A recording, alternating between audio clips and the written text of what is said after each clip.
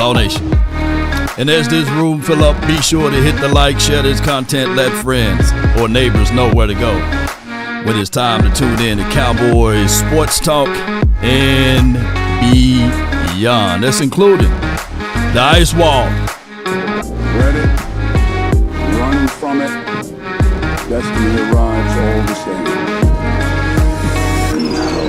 The reality is in 5, 4, 3, 2, and 1.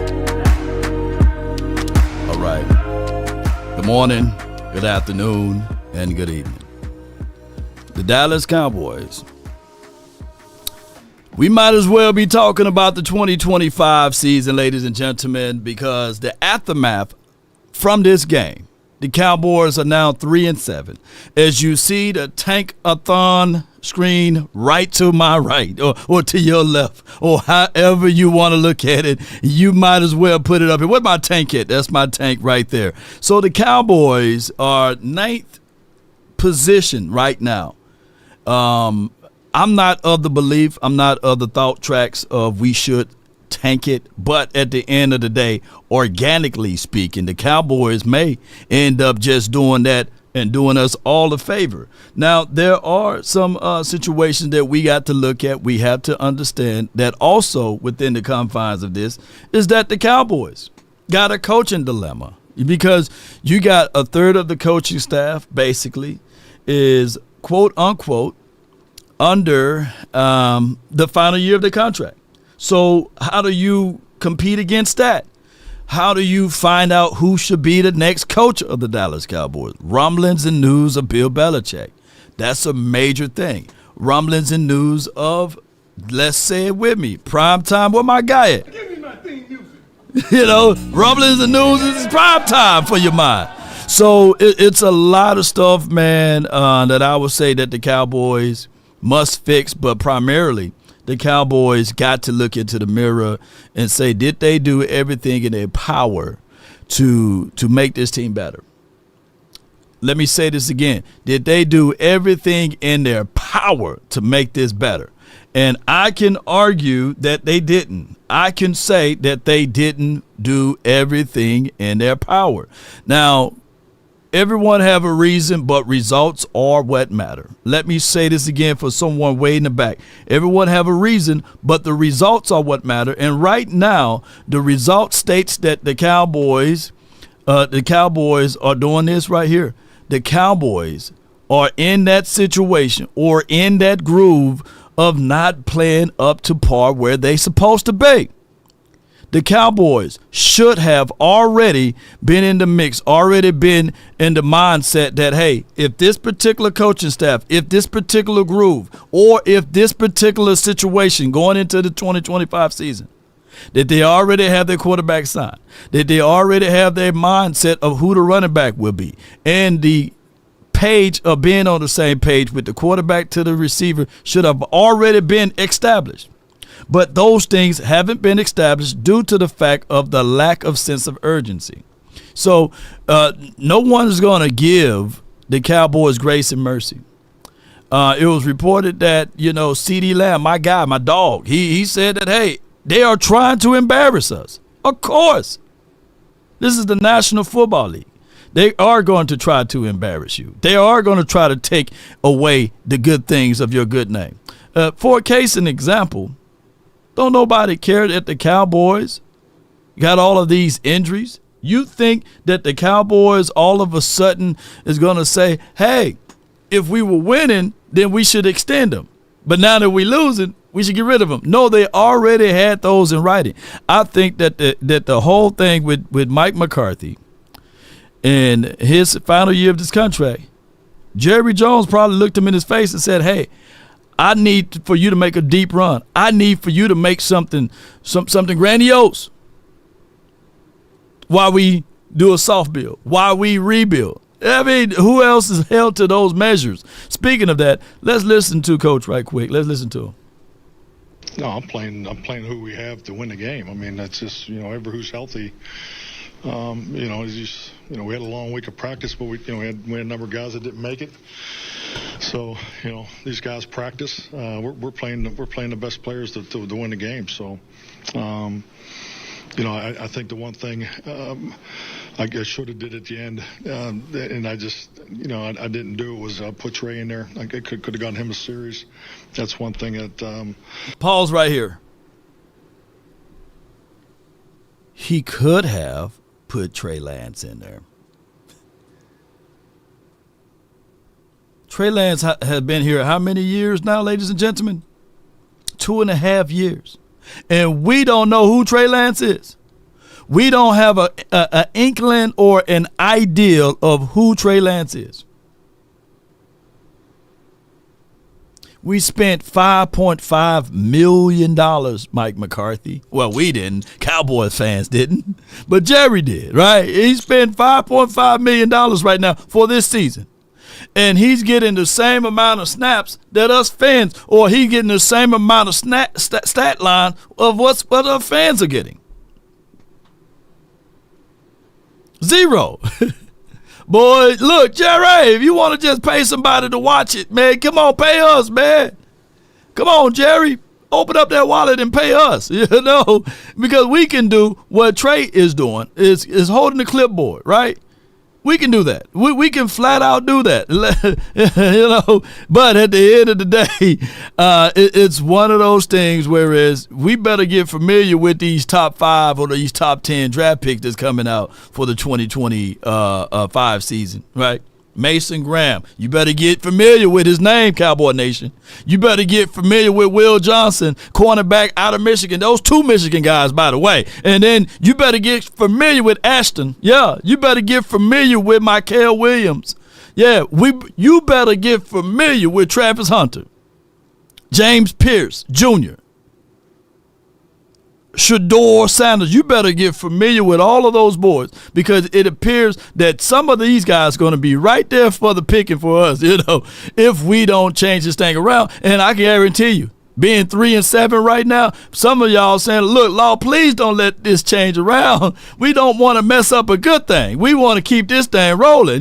Come on with it. I would second guess myself on, but other than that, I mean, we got guys going down. There's a number of guys went down in the game, and you just got to keep playing. Now, shout out to NFL on CBS for that info, and it's reported that Mike McCarthy hasn't lost the Cowboys. Oh, my gosh. Riggs! It's too early in the morning for this, Riggs. Shout out to Bleacher Report, but it's too early. Riggs! It's way too early for this, baby, because at the end of the day, listen. You see Mike, I mean, the camera's always on CeeDee Lamb on the sideline. It's always on Dak and Micah Parsons on the sideline. You know what their body language is. You might not know what the body language is of somebody that you don't actually even know who they are. Right. You wouldn't recognize their face if you saw them. Right. And that comes into it. So still waiting on Jerry Jones here, and I think we're going to get him here in a second. Just momentarily here. But no, I will say that's... Here we go. Here's your Jerry right here. All of them have Let's get Jerry on the phone. By 20 points or more. What was your biggest takeaway from last night? Well, I thought that we probably are showing the injury results, the fact that we're staying pretty much in the ball game early. We were within striking distance there as we went in at halftime, albeit had to do with a big play by Turpin and Rush. But when you see us have the issues in the second half that we're having, then that really speaks to our depth. That speaks to the toll that we're having with our injuries. That's when it really shows up. Jerry, I just need to poll the people that's watching right now. And I want to know, I need to know, I got to know. Who who is in control of the depths? See, like who, Jerry? Before you beat me up, Jerry. What's your point? Okay, so what? Jerry, you in control of all of that. That's your job. That's your duty. Is to make sure when somebody goes down, like a Sam Williams, right, that you bring in some reinforcements for that, right? Or when Marshawn Nealon, who you drafted in the second round, goes down. That's your job. That's your job to make sure you bring in quality. And if Marshawn Nealon goes down and D-Law goes down, you got to pick up the phone. And I ain't talking about calling Tyrone. You got to make sure you pick up the phone and do your job. What's your point? We are hurt everywhere, Jerry. Your number one duty as the general manager is to make sure that you are not bringing in guys, and I'm not trying to beat up my guy Joshua Butler, but he was on the practice squad. You know, he was eating oodles and noodles. You know, come on, romaine and things, you know. So your job is to make sure that if Bland is out for a long stay or a long time, is you replenish and replace. That's what that's what great GMs do, you know? So, of course, you may stick around in the first quarter. But the law of diminishing rates of return is higher because you don't have the skill sets that's out there. Oh, my God. There's a lot of injuries. Now, granted, it goes back to this. Everyone have a reason, but results are what matter. And that is the finite reason of why everybody get the same amount of money in the salary cap. So you can circumvent the fact that, hey, this team got X amount of dollars. You got the same X amount of dollars. Oh, my goodness. And to me, all teams have injury. Ours, of course, is showing up quite a bit. It's pretty obvious when you see Rush out there rather than Dak.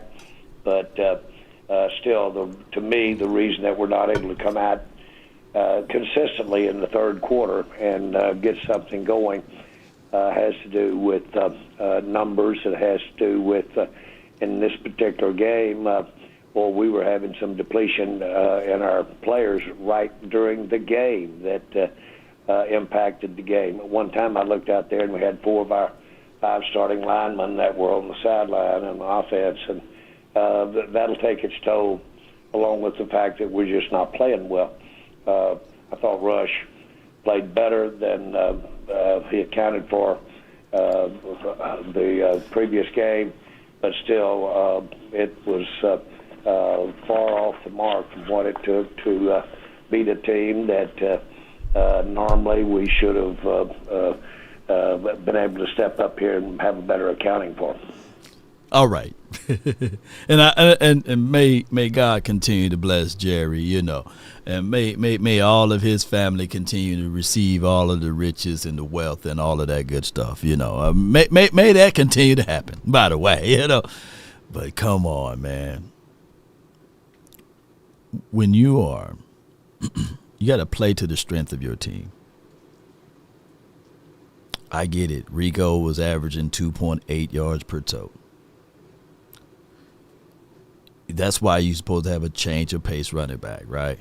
That's why you're supposed to have a hammer and a nail, right? And I get it. I'm not finna bang on nobody's table or my chest and say, hey, let's Ezekiel Elliott get in the game. I'm not finna go that route. I'm not doing that. I'm not doing that. But there's a reason why there's a hammer and a nail, right? When there's a reason why Rico is where he's at as it relates to the Cowboys being ranked dead last in rushing, right? It's the reason why, you know. But the finite reason is there's a reason why Cooper Rush is a backup quarterback and not a starter. You don't take Cooper Rush out there and say, let's throw the ball 60 times. You don't do that. On top of that, ladies and gentlemen, boys and girls that's listening, Coaching and talent and execution are three different things. We had 9 penalties. Not 1, not 2, not 3, not 4, not 5, not 6, not 7, not 8. 9 penalties. Majority of those penalties are pre-snap. That's discipline. That falls on coaching. And that falls on you, Jerry, because you the one empowered the coach to be here. Jerry, does those injuries impact how you do evaluate and how you will evaluate the coaching staff at the end of the year? Yeah, you take into account all of the everything that was a plus and everything that was a minus. I think that you would have your head in the sand to think that anybody's pleased with what we're doing in terms of as you look to the future. And of course, the reason the NFL, to me, or one of the reasons that it has the interest and the popularity it's got is the parity aspect of it.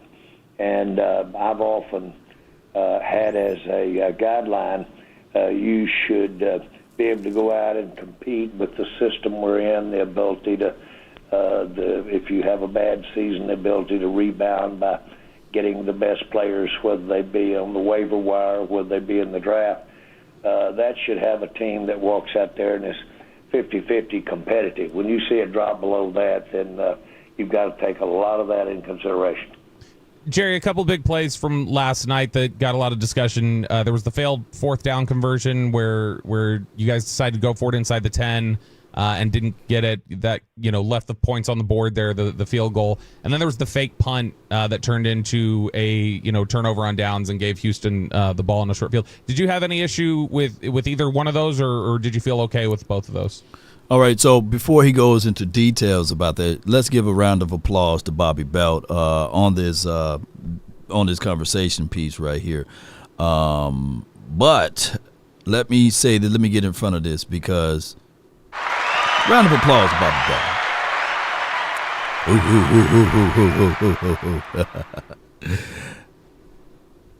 Coaching, execution. Now, let's get to that. Some people say it's better to be lucky than good, right? Some people prepare themselves and prep themselves so that even in a situation, regardless of the tools that they have, they be able to get things done. And discipline, decision-making counts a lot for that. All right? So, for example, show of hands that's in the chat that's watching right now, that you didn't graduate top of your class. You didn't have all A's and B's.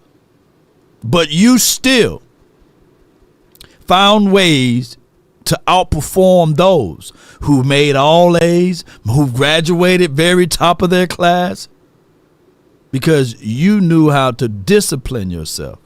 You knew how to take accountabilities of of even your mistakes. You may not have been the fastest of the fastest. You may not have been the tallest of the tallest. But you know how to operate within the confines of the body that God designed you in, right? Come on, I see you, Zombie. Yeah, Zombie BBL, appreciate you, yeah. Not everybody gonna have to be Shaq to make it to the NBA. Muggsy Bogues made it to the NBA. You don't have to be tall to be a comedian. Kevin Hart is a comedian, right? Look at all of these people raising their hands. So what I'm getting at is, even though we are undersized, even though we may be riddled with injuries, that doesn't account for us making dumb decisions, foolish decisions, unfootball decisions, having 9 penalties. there still should be some type of reverence that we look back at this game and say, hey, that's football move right there. We're playing the field. Look, my guy, Jimmy Johnson, shout out to him. He says, hey, luck is when preparation meets opportunity. Let me say that again. Luck is when preparation meets opportunity. So at the end of the day, the Cowboys doing stuff that's outside of the realms of what football is supposed to be and expecting to get rewards. Yeah, come on, man.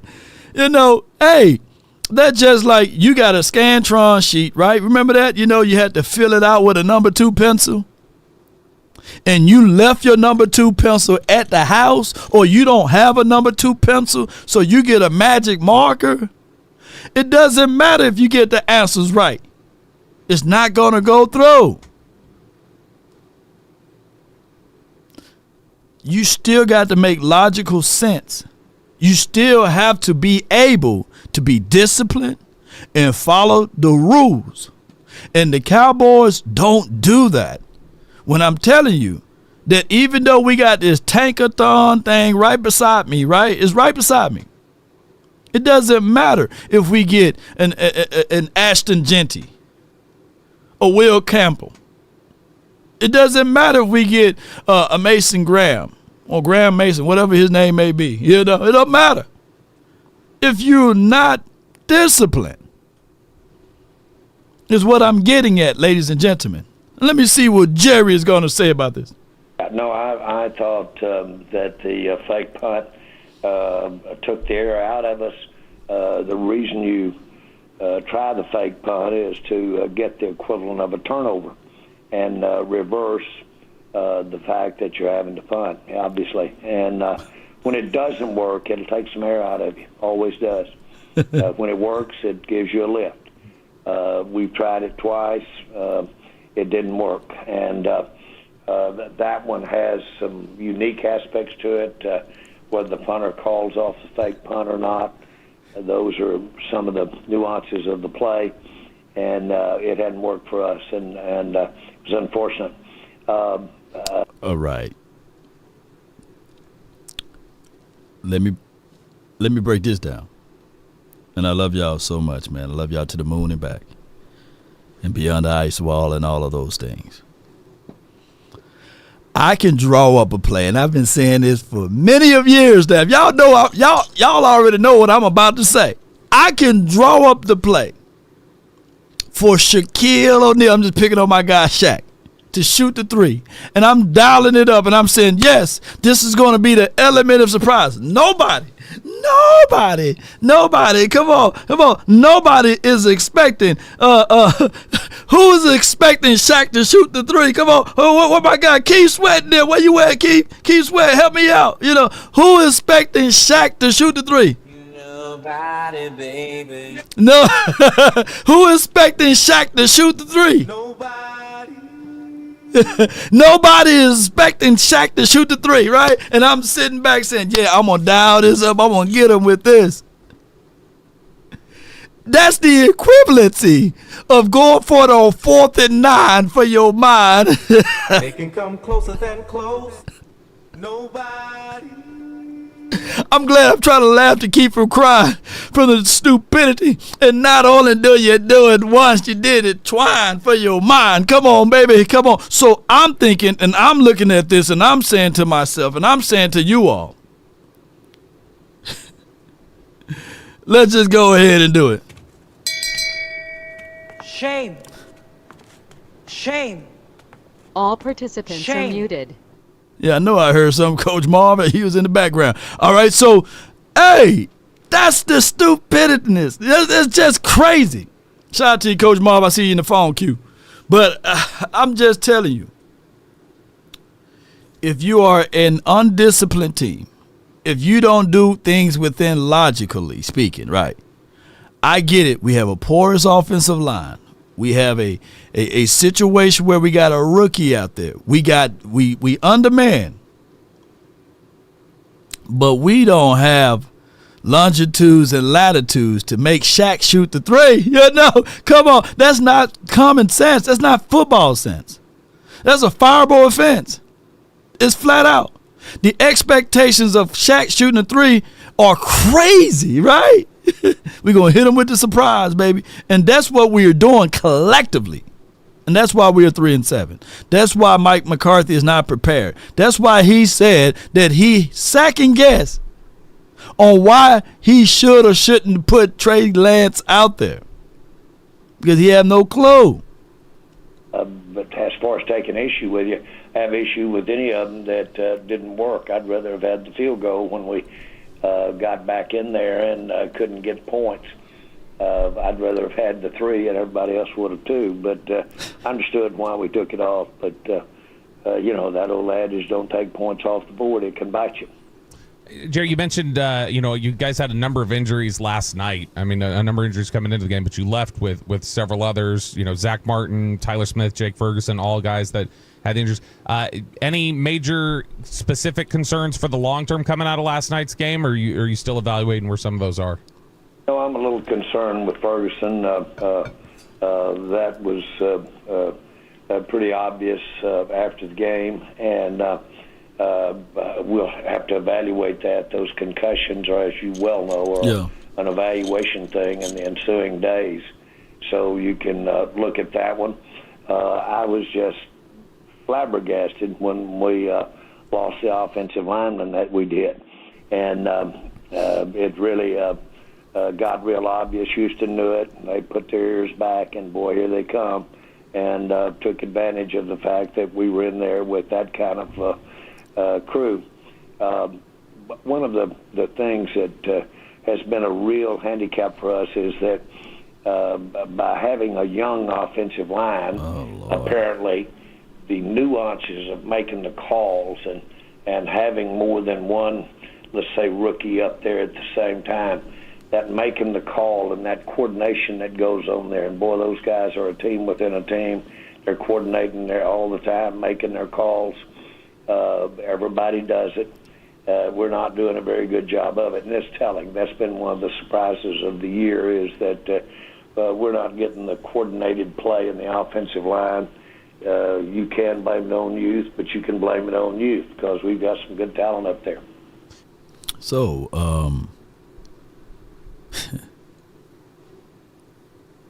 we need to do a case study on teams that operate like that. They have a slew of rookies out. That's the expectations that you put out there, though. And he's saying that there's going to be challenges of calling the calls because you decided to roll out there. Nobody put a gun to your head, Jerry, and said, "Hey, let's start these two rookies." Now, growing pains are growing pains. So if this is the case and this is the situation scenario, then I hate to bust a bubble for you guys. And he's speaking glowingly. It's not like shallow talk. Glowingly. Mike McCarthy not losing his team. And if money is in the way of everything, keep in mind, there were reports out there that Rex Ryan said to you all, from his mouth to y'all ears, that he would have been the defensive coordinator if they pony up the cash. They couldn't pay Rex Ryan what he was wanting, right? He wasn't going to take a pay cut from ESPN, I believe. He worked for ESPN or NFL Network or Fox. I forgot which station that he worked for. Y'all can put it down in the chat. But he said he wasn't going to take that pay cut. And ultimately, Mike Zim was sloppy seconds, basically. Mike Zim said, I'll take $3 million. I'll take $2 million. We are the lowest paid coaching staff in the National Football League. I don't know the trainer's salary. That's not my business. But if we are technically the lowest paid coaching staff in the National Football League, I can only imagine what bird food or dog water or dog food that they are giving these trainers, right? And it's crazy. And I'm not saying that the trainers are not doing their job, but we are the most injured team in the National Football League. Is that by chance, ladies and gentlemen?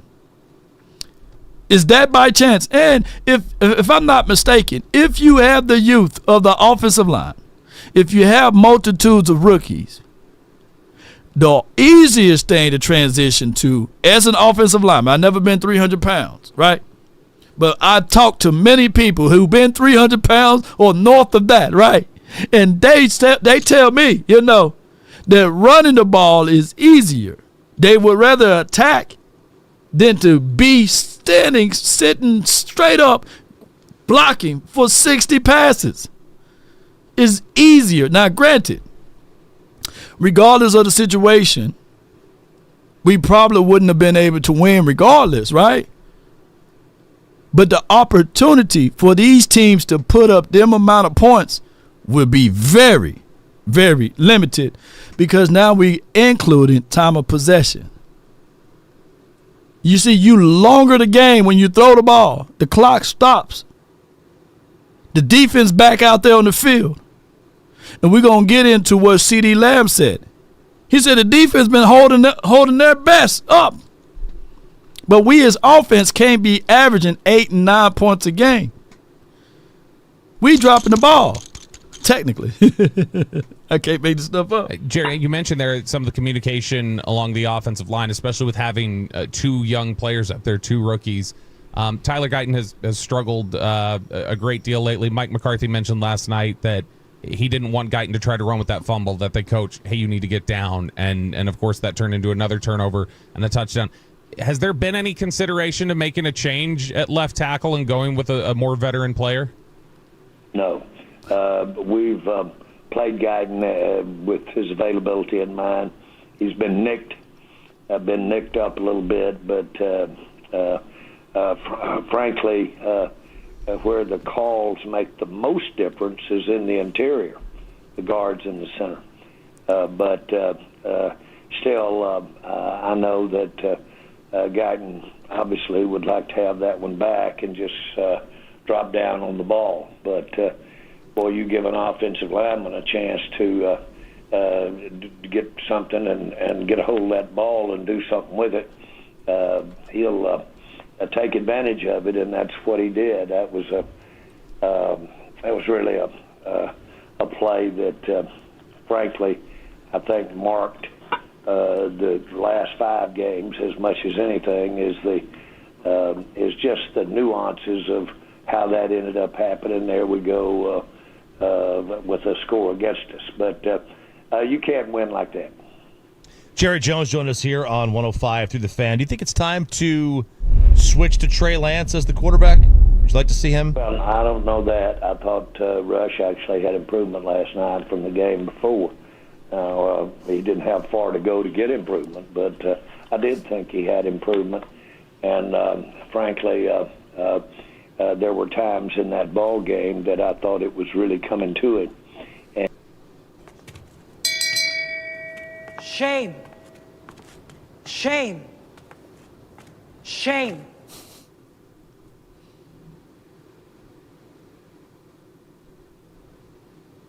All off season was predicated upon who is Trey Lance. Let's take a real good look at Trey Lance. We burnt a 4th round draft pick, right? And we made it such that the craziest thing. Let me go all the way back. You guys okay over there? You guys okay over there? Y'all kicking it. Y'all kicking it with me, man. Y'all chilling with me. Let's go all the way back. Let's go all the way back, right? Let's go all the way back. If it's okay with you guys, right? Let's go all the way back. Let me relax. Let me get some more of this coffee in me.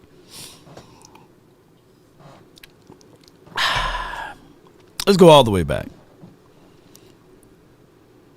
We burnt a 4th round draft pick initially at the end of last season training camp.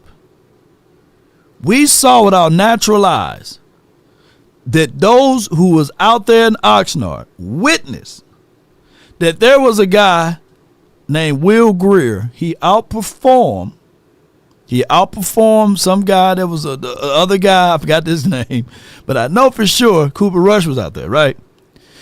It was 4 quarterbacks. Dak, Cooper Rush, Will Greer, and some other guy at the tip of my tongue. Will Greer, when we was out there, he outperformed all of those boys, right? But there was still noise and news that, hey, Dak is whack, Dak is trash, Cooper Rush is 5-1.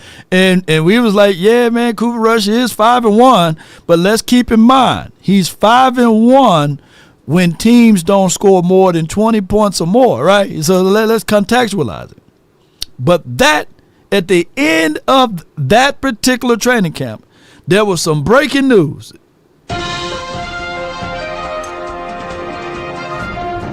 Yeah, breaking news. The Dallas Cowboys signed and traded for Trey Lance, and they will release Will Greer. And it was to that point where we was like, wow. And then there was a lot of people saying, here comes Trey, Trigger Trey. Trey's going to be better. He's going to take Dak Prescott's job. He's going to take Cooper Rush's job too. You know, we got us a real quarterback now. You know, Dak better watch out. Dak better watch out. And Dak made a press conference and he said, hey, I can't expect anything. There's nothing to see here. You know, the Cowboys, they do anything and everything they want, you know. But Will Greer, my guy, right? He was pissed off, basically. So we went through that entire year, right, of sitting there saying, oh, man, this Trey, man, he throwing the ball on the sideline. They even gave him number 15. Yeah, man, the Cowboys doing some smooth operator stuff. But somehow we finished that season 12-5, right? We finished the season 12-5. Matter of fact, we were blowing out teams so bad that they were putting Cooper Rush in there, right? And a lot of people saying, hey, man, let at least see Trey.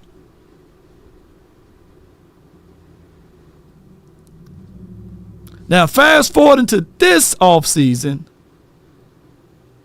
it was the Trey Lance experience. Everybody, mama, uncle, cousin, Tupac, and Biggie was saying, Trey Lance is finna be the starting quarterback of the Dallas Cowboys. They finna get rid of Dak. They finna get rid of Cooper Rush. It's about to be Lance season. Drama for your mama. All off season, it wasn't about, hey, man, they finna pay Dak. It was about, hey, Trey Lance is finna take over. He finna put on, baby. You know, the 49ers don't drop the ball when it's time to evaluate the quarterback. It's just that Brock Purdy, blah, blah, blah. Training camp went around. We was out there baking in the sun. It was only 3 of us, you know, and not a lot of folks that was out there in Oxnard. And we were looking at it like, hey, what's that? Hey, you know, that ball, he's missing that ball now, but it ain't to the point where people can catch it. Oh, he got a little wiggle to him. He got a little move to him. And then when preseason 1 came around, we were still looking at it like, hey, Trey, what's that? He couldn't hit water if he fell off a boat. Preseason 2 came around. My guy, Boss Cowboys Sports, he was saying, like, watch now, you know, he's going to be a little bit better. Big Game James, he's going to be a little bit better. And I'm shout out to my boys. He going to be a little bit better. And I was like, man, I've seen this before. You know, he couldn't hit anything. And we were blaming the wide receiver. We were blaming the offensive line. And we were blaming the tight ends. But we gave Trey Lance all of those valuable reps. And I'm banging on the table saying, hey, it'll be good to give Dak Prescott some of those reps now. You know what I'm saying? It'll be good to even see Cooper Rush for a series because we got to evaluate the wide receivers. By Trey Lance being out there, you can't evaluate the wide receivers. And now look at us. We still don't know who the wide receivers are.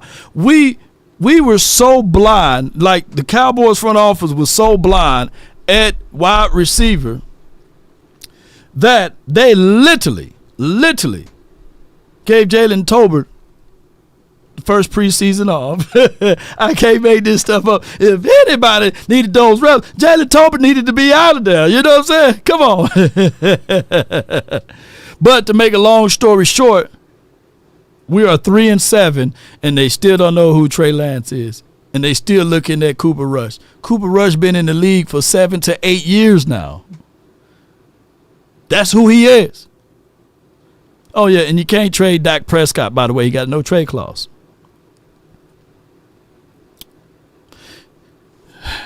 Let's listen to this all over again.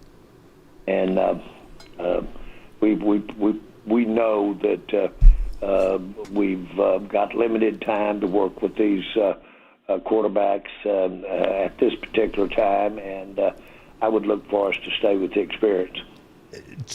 So does his lack of playing time signify that there may have been a misevaluation? Ooh, good question. Where he is?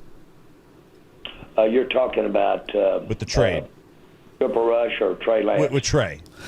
No, we knew exactly where Trey Lance was when he left San Francisco. He was, 4th, 5th pick in the draft. Shame.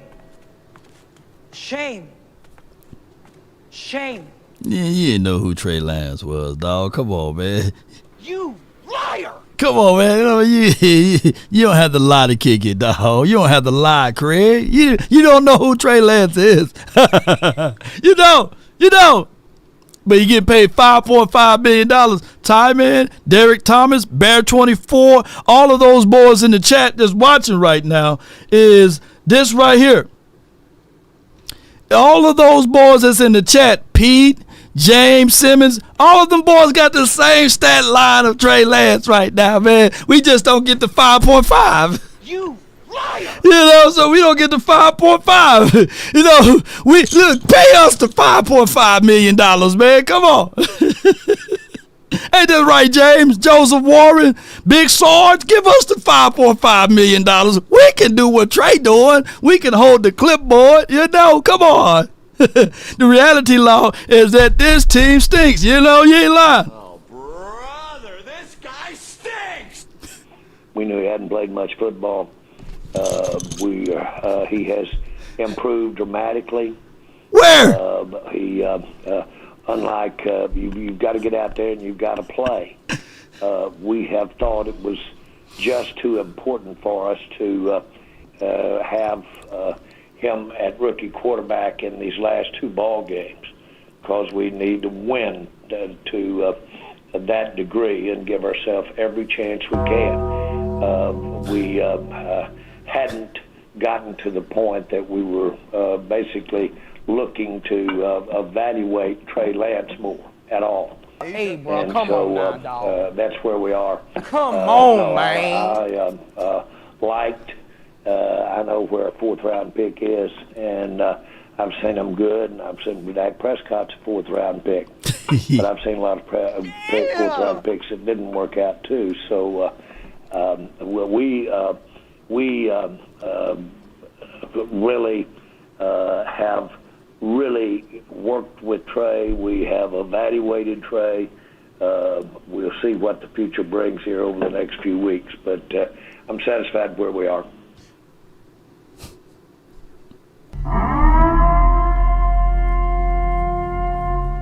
That boy said he's satisfied where he's at. You liar! Ain't no way you satisfied with that, dog. Come on, man. You don't have to lie to kick it with us, bro. Just say, hey, man, I messed this up, man. But, hey, we doing our best to salvage this right now. We got Cooper Rush in right now, and Trey is learning all that he can. But at this time, Cooper Rush is our starting quarterback. Hey, we had that brother throwing for 60 times, baby. You know what I'm saying? He threw for 350 yards. He did a whole lot better than averaging 2 yards per throw, so he's improving. So that's all you had to say, man. Hey, we dropped the ball with that. Because $5.5 million, baby, if you add $1 more million to it, you could have got Derrick Henry. You know, come on. It's just what it is, baby. Jerry, you mentioned last night that some of the stuff that worries you, you're less worried about quitting, that you don't see that right now with the team, but you're worried more about execution and communication problems. Are those problems a shared responsibility of your players and your coaches, or is that something that you feel that the players have to shoulder themselves? Well, I think that everybody's got a responsibility here. We've got 32 coaches, and that's 3 coaches for every guy out on the football field. And so we've got it covered now in terms of numbers in playing ball. But of course, at this level, players that have really that are compensated like they're compensated. These are rare people who are out on that football field. You've heard me say before of the 75,000 that are playing college football right now, this year. They're ultimately, within 2 years after their classes graduate, there won't be but about 150 a year stick in the NFL. These guys are great athletes. They've generally, they've usually made the most of their athletic abilities. They know what they're out there for. Their compensation can change their lives of everybody they love and everybody they're going to love in their lives if they get in and take advantage of it. You don't have to worry about them not all in on any situation. Jerry, given some of those problems with execution and communication, things like that, do you have any concerns at all that Mike might be spread a little too thin with the play calling duties? That's always the issue. Do you want a walk around head coach, or do you want a one that's really in front of the team and everybody put an emphasis with his time on one side of the ball or the other, and does the walk around too? You get it both ways. You've seen it done successfully both ways. I've always thought that the coach that was actually making the call gained on credibility in front of the team, but a lot of people look at it differently. We've done it both ways. I'm done, man. I'm done. All right, I'm tired of hearing Jerry, man. I appreciate everybody for jumping in on this Jerry interview here. He's lost touch with reality. That's the reality of it, you know. He lost touch with the reality of football. We don't give a damn if the coach is on another planet. We need coaching to coach. Walking around, rolling around, stumbling around. We just want to win. Who in their dog food mind would say, hey, you know, I want you to be the walk-around coach. Or, hey, I want you to be the play-calling coach. What is the strength of Mike McCarthy? That's the reality of it. What are the best capabilities for him to do his job, Jerry? If he's spread thin, and you paying this man, and I hate to go back to the money. I hate to talk about the money aspect, but people, you pay for what you get. There's a reason why Andy Reid is getting north of $22 million there. There's a reason why even that defensive coordinator, Spagnuolo, over there is getting $10 million. It's because these are good coaches. They get the job done. And there's a reason why when we start talking about these next coaches, that, yeah, you probably walk around and say to yourself, well, hey, the previous coach, I paid that won a Super Bowl in 2010 was getting $4.5 million. You don't have a Super Bowl ring. So why should I pay you? I know that's going to be Jerry Jones' angle. Because when you press him and you talk about these things, he goes back and he say, well, we are winning this team. We in the last, let me see if I can find it right here. Let me see if I can find it. Here it is right here. And all of these things are not the same. Jerry Jones, shout out to my guy John Machota, states right here, Cowboys owner Jerry Jones, when asked on 105.3 The Fan about the empty seats at the AT&T Stadium Monday night, a large amount of Texan fans and Cowboy fans with bags over their heads. I've seen it most of the time. I think that certain of our fans are avid. I'm disappointed that we are bringing this to the team. But let me just fast forward and paraphrase it because this thing long and my hooked on funny guys don't work that well. But he says, over the last 25 years, we've been the 6th winningest team in the NFL. So what he said, that he don't give a damn about Super Bowls. He don't give a damn about playoff wins.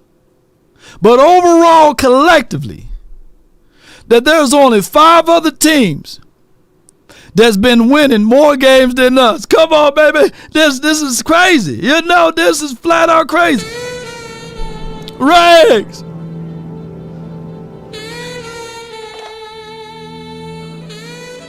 Hey, we win games. We win regular season games. Oh, we've been winning regular season games, baby. Playoffs, nah, you know, it's okay. You know, this is more of an indictment on him. This is a more indictment on Jerry Jones. So you mean to tell me that you're the 6th winningest team in the National Football League in the last 25 years, and you have 4 playoff wins? Come on, man. Look. In the last 25, I think we have about 4 playoff wins.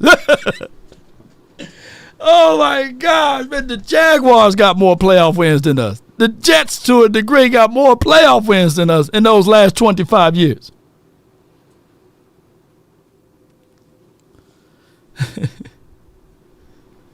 Oh, my gosh, man. Come on. 657-390-7391 is the hotline for your mind. I got Coach Marv from the 803. Let me know if you're live with me, Coach. What's going on, Marv? What's going on? Brother? Hey, I'm doing great. We are top 10 in the last 25 years of winning football games. We top 10. Yeah, you know, hey, man. Because football is not first, man. And it hasn't been first for a while. And Law, you said something about the campaign that we need to run. We run the ball. Campaign. No, it's not about running the ball. Because I think if you get the right people here, they're going to do the right thing. True, But that too. This is the campaign we need. We have been told that we can't get players because we will salary cap and everybody's going to give the same amount of money. Right. Cowboys fans deserve to have a Kansas City type coaching staff, and it should be no problem with how much it costs to bring any head coach or coaching staff in. Yeah. We should bang on the table. We should not worry about draft picks. We should not worry about free agents. If you get the right people here, they're going to get the best out of the players. Yep. That's why Spagnuolo gets $10 million. Because not last year, but the year before that, they won the Super Bowl with 2 rookies in the secondary, and none of them were first-round draft picks. Right. This is why Spagnuolo doesn't run from coaching, and they can say we can pay a couple of players, and we can play 3 players a lot of money, and then the rest of the players, we can have guys and we can let them go. We can let an all-pro cornerback go and still have a top defense the next year. Because Spagnuolo best out there. But what we do as our Cowboys fans, we cry about talent. Because we're trying to overrun the coaching staff we got here. And right. I'm here to tell you, Long, that has never worked. Never worked. And it sounds good when you try to overrun it because it's the sum of the parts. We talk about this football team, and we look at this football team and we say, well, we talk about the rookies. Our top line guys are not playing well. Our top line guys. Yeah. So if regardless if you wouldn't bought, I keep trying to tell people, you bring some things. But if you bring 3 against you and your top guys don't play well, what things are going to do? No doubt, Coach. No doubt. Guys, so this is what I say. We should bang the table and say, pay these guys, the coaches, they're going to come in here that's going to ask for top dollar because they're going to bring top dollar. And they're going to, and listen, you can't mute a guy if a guy's getting paid $15 million. Let me ask you this, though, Coach. Let me ask you this, Coach. And I appreciate you for calling in. You're a little muffled, but we're fighting through it for you. Okay. You made a very valid points before all of this stuff. Before the sky started falling, you made the points that maybe this team is strapped for cash, and they operating in the red, and they really don't know what they're doing as relates to the financial pieces. So that's why they're looking for the cheapest and the least amount of money so that they can just stay afloat. And it makes perfect sense because we dead last in cash spending, and we dead last in paying the coaches, and we take forever to give the players their bonuses. So that's why we stretch things out for the new calendar year. Yeah, and Lord, I hope I sound better now. Oh, you do, you do. Yeah. Listen, I can say this, and I'm gonna say this, man, and it could be cash spending. But one thing Jerry has stood on, he stood 10 toes down on this. Right. And I'm not going back about the Jimmy Johnson era or whatever, because people say, but I'm just saying, you need that type of mentality here in Dallas. You need a leader of men more than you need an X and O guy. Facts. So this is why I say this. Jerry, the thing that ran Jimmy Johnson out of here is when Jerry first said that if I get talent here and draft guys and get talent here, I can get 100 guys to win Super Bowls. Right. 100 guys. And he has stood on that since then. He has stood 10 toes down on that philosophy, and he has tried to make coaches, guys coaches by trying to give them some talent, put things in place and be puppets or not really leaders of men. He tried to prop them up to be able to win, to say, oh, I made this guy a winner because I was the one that brought the groceries in the way. But he's only had 1-2 guys that were true coaches that said, hey, we're setting the mentality here, and this is where we're going to be. And they were not X's and O's guys. Bill Parcells and Jimmy Johnson weren't the greatest X's and O's guys, but they were leaders of men to get this group together. I say this, and this is not to talk about Mike Tomlin, but a couple of years ago, Mike Tomlin lost all their quarterbacks. They had no quarterbacks. Right. They had injuries galore. But they were still fighting for a playoff berth at the end of the season because they had a true leader of men that said, hey, we're going to play hard. We're going to play discipline all the way through. And this is where you see, and I go back to with C.D. Lamb, and I want you to go back to this interview. Right. I want you to go back to the C.D. Lamb and Michael Parsons interview right after the season last year. And when he was talking with C.D., asked him about, Michael asked him about what money he was going to make in his contract. But when they were talking, they said, yeah, man, we won 12 games, but all those 12 games, we really didn't play well, man. They talked about how other teams played bad, and it really wasn't what it seemed like. And this is what I'm saying. These guys saw that there was a lack in what was being done, and when you can't keep getting around that, because now the chickens are coming home to roost. No doubt, Coach. In closing, go ahead. I told you this, and I told everybody this. The Joneses created an atmosphere that no team has ever been successful in. As a lamed up coach, with a bunch of lamed up coaches under them, and a lot of you guys on 1-year contracts. When you're in the NFL with grown men who are looking to make sure that they keep themselves together and keep them successful, by the time the season ends, you probably won't have nobody on the field because now everybody's going to self-preservation mode. I told people at the beginning of this year, as long as things are going good, but in this type of atmosphere, you cannot handle adversity. As soon as adversity hits, which you did, everybody goes into self-preservation mode, and it falls apart, just like the roof is falling apart in Dallas. Man, that's a good one, Coach, man. That's Coach Marv, man. Put y'all hands together for Coach Marv delivering nothing but the truth, man. Self-preservation. self-preservation. It's reported that a man can eat his own hand to save his life. But the brain sends signals to his mind not to have the bite force to break through.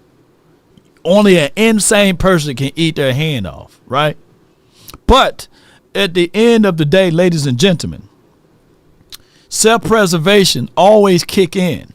When you got coaching staff, Coach Marr broke it down like a fraction. When you got coaching staff, contracts that's at the end of this year, you got players, contracts at the end of 2028, 2029, or what have you. They looking at it like, man, coach, man, you won't even be here next year. So no, I ain't running through a brick wall for you. And the moment my knee hurt, my shin hurt, I'm down. Or the moment I can have a headache, I'm out. Pink eye, I'm out. A chipped tooth. Hey, man, I got to go see the doctor in them. I got to go see the dentist about my chipped tooth. Or I bit my tongue, or I bit my lip. Hey, I can't play this next rep. But, baby, when you down in the trenches, man, like what he's saying, for your coach, when you getting it out of the mud for your coach, that's why these boys did that for Jimmy. They got it out of the mud for him. Even though Mike McCarthy can be personal with these boys, Mike McCarthy can be this guy that can really help these guys out. But the way he's stumbling and scrambling and scraping over words and second guessing himself, he got no self-confidence. Jimmy will go in there and say, man, we're going to beat this team. He can put it in 3-inch headlines or 2-inch headlines. Man, we the best team out here. To the point when they got rid of Jimmy Johnson, had a horrid year. That following year, players were saying that we have to win in spite of coaching. We have to go back to what coach taught us. These players are not in there like that for Mike McCarthy. And the coaching staff is not in there. Shout out to Bones Foster. He's a real good guy. But he's doing things to make himself look good and say, look what I've done. You don't go desperation on 4th and 9.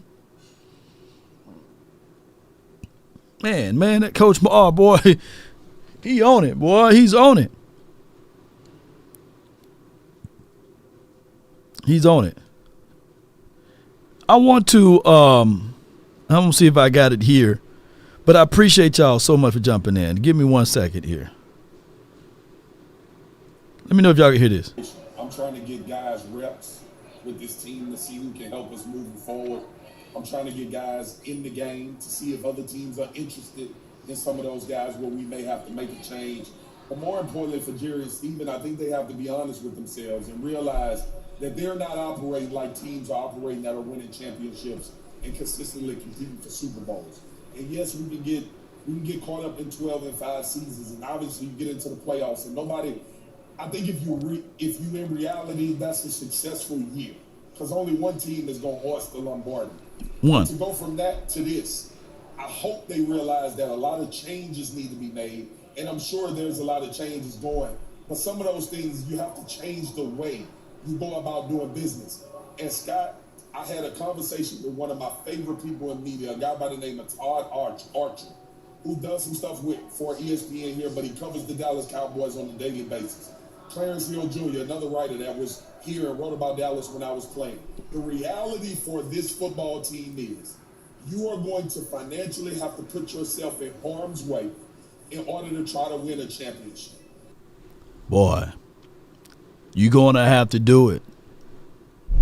You're going to have to financially put yourself in harm's way, in order to get those results.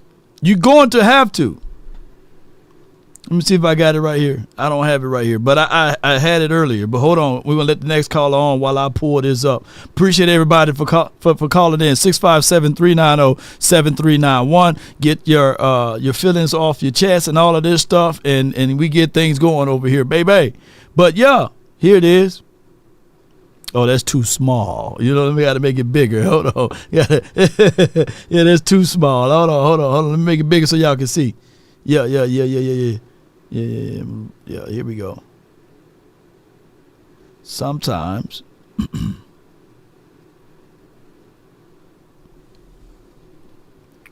Let me correct the house up a little bit while y'all can see that on the screen. Sometimes holding on does more damage. It does more damage than anything. Holding on does more damage than letting go. Jerry Jones. You gotta let it go. You got to let it go. You know what I'm saying? Come on, y'all put it. What they say, it looks like another love. What? From the 901, you're live on the Nation, man. Talk to me, man. What's going on, Long? Not much, M-Town's finest. Yes, indeed. What's good with you, man? We love Coach Marv, man. He always brings a great perspective. Man, just watching last night, I was watching the game. Mike McCarthy actually was calling good plays, but you got Tyler Smith pulling and totally whiffing a guy, and receivers running the same routes in the same area on the fourth down play. I think Mike McCarthy is an okay coach, but right. if we really want to win and be serious about it, we got to bring back in that Bill Parcells type of coach that took Quincy Carter to the playoffs. I mean, come on. Yeah. Now you speaking from the same book that Coach Marv said, right? We need somebody not with X's and O's. Mike McCarthy, that's what he used to do. X's and O's, right? That's where he cut his teeth at, right? But he's not a disciplinarian, right? He's not a guy that say, hey, you run that wrong route again, you getting cut, right? He's a guy that, even though you may say he ran good plays, but he's not a guy that can dial up good run formation, right? Running out of shotgun. There are some things that he'll have to prove in. Of course, if he ran 60 plays of throwing the ball, bro, of course we can find more than, of course we can find some good throws out of it. He threw the ball 60 times, you know. But I think that what Bobby Belt said to Jerry Jones was true. Mike McCarthy is spread out thin. He don't have time. Delegation, look, one thing I learned in business school, bro, is business is getting work done through others. Delegation is one of the things that they measure a good business person on, is the ability to get someone else or empower someone else to do the job at your level so that you can do other things to help out other departments. You see what I'm saying? But go ahead, bro. I see what you're saying, but we'll say in today's workforce, okay, these young kids, I'm 46. I feel like my generation was pretty much the last generation of hard workers. This new generation of young kids coming in, they don't want to work. They don't want to work, man. I work for the post office, and they call off. They don't come to work. Mm-hmm. So when you're trying to lead and delegate, who are you going to delegate to? I mean, who are you going to lead? They don't work hard. They don't come to work. So, I mean, I don't know. But Mike McCarthy, I think he's an okay coach. I wouldn't be opposed to letting loose Mike Zimmer. I mean, our defense has been playing hard. They played hard at San Fran. They played hard against Philly until, they eventually wore out. They played hard last night. Mm-hmm. I think he's done wonders with the defense considering all the injuries. I want to see Mike Zimmer with a fully staffed defense. Micah, Overshown flying around, Bland. I want to see that. I want to bring back Kendricks. I want to see that. I want to see a fully staffed defense under Mike Zimmer, and I want him to unleash. I want him to install some discipline because I feel like he's been watered down. I hear the sound bites you play all the time, Mike Zimmer. I just don't see that from him this year. Yeah. I mean, I talked to Jay Ratliff about that, and he said, you just like you said, this new generation, they will up and leave a job real quickly. They ain't staying on that job. You know what I'm saying? And they would do something else. This generation is different. You know, this new generation of 19, 18, 20, 21, 25 up until maybe 28. They're not finna get sweaty hands. They're not finna get, ulcers on it. They're not finna do that stuff. You know what I'm saying? You get what I'm getting at? But I give it what you're saying. And that's what Jay Ratliff said, that if Mike Zim went back to the old Mike Zim, they'd be on Twitter crying, So I don't know going into this next season, bro, if you feel comfortable bringing back both of the Mikes. I don't think that they did anything, even though it's not Mike Zim's fault, but it's casualties in war. You still there, bro? I think I lost you. But it's casualties in war, y'all. And that's just the bottom line. Unfortunately. Let's pick this up with the 817. Appreciate you for jumping in. You're live. What up, Law? What's good? So, all right, I'm gonna read you something that Jerry just said, and this is the problem. This is what we're talking about. All right. So, John Machota asked Jerry, "Hey, he asked him about the empty seats."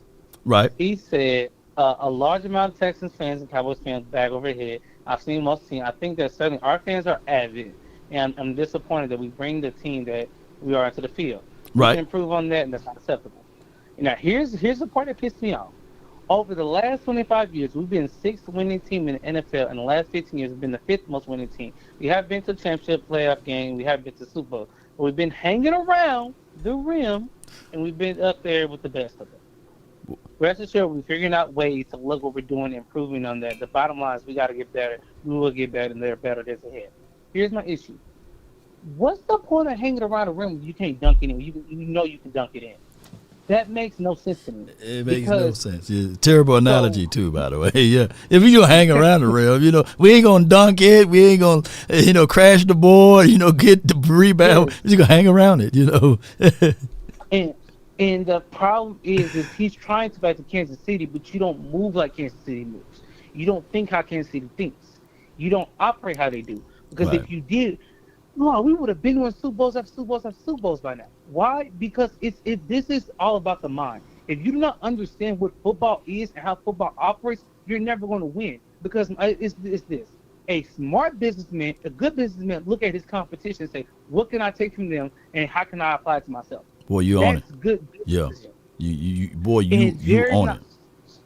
Yes, and Jerry's not understanding, like, hey, this is not, you're not back in the 1990s and stuff. This is not the same type of league. So he's trying to be comfortable. Jerry needs to understand the way to win is to become uncomfortable. In anything in life, if you become uncomfortable with something, you grow. When you stay in that little box, that comfortability, you will never grow. Why? Because guess what? In order for a bird to let its wings flop, it has to get out of the cage. Yep. Jerry doesn't want to get out of the cage. Ooh. And so now we're here, getting our butt whooped over about 20 games, having won a home game since, and on top of that, averaging one of the lowest scores at home. Why? Because Jerry's not understanding, like, hey, you don't wait to make something happen. You go make something happen. And Jerry's know that more than anybody. Why? Because in the 1990s, when everybody was against, even Steven, he went to go get Deion. Why? Because he knew Deion was a X factor to sit up here and help us to go win even further. I wasn't even born yet then, but even I know from my perspective and what I've learned that in order to sit up here and do the things you need to do, you have to make the changes that you have to make. It's simple as that. Man, you cooking, bro, man. I appreciate you for calling in. You hit every point. You even read the thing. I was trying to read it. My eyes got all crossed, but I'm glad you finished it all the way up for everyone, especially hanging around the rim. That is not going to win. Just being able to win regular season games, there's no trophy for that, right? There's no reward for that. To even bring that up knowing that you only have 4 playoff wins in the last 25 years is insane, And on top of that, like you said, everyone have a reason, but results are what matter. Kansas City get the results done because they coach. If you think about it, in 2021, when we made it to the playoff, I know that a lot of people want to say, well, it's the quarterback. Well, didn't you know this right here, bro, that there's been no team in the National Football League to win a playoff game with 14 penalties? You know, we had 14 penalties that game. And then the following year in 2022, granted, injuries are a part of the game.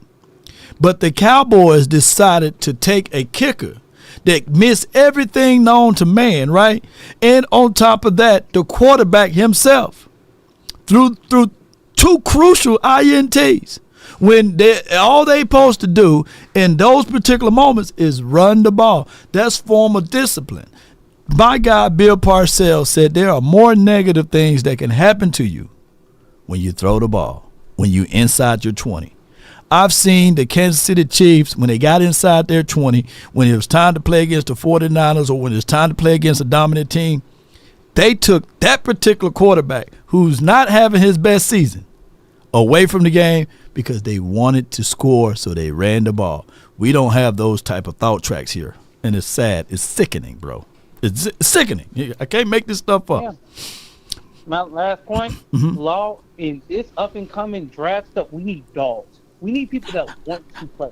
Yeah. You need people that want to sit up and hit, want to go tackle, know how to break down the fundamentals. Right. There's no reason why Mike Evans should be running the blitz.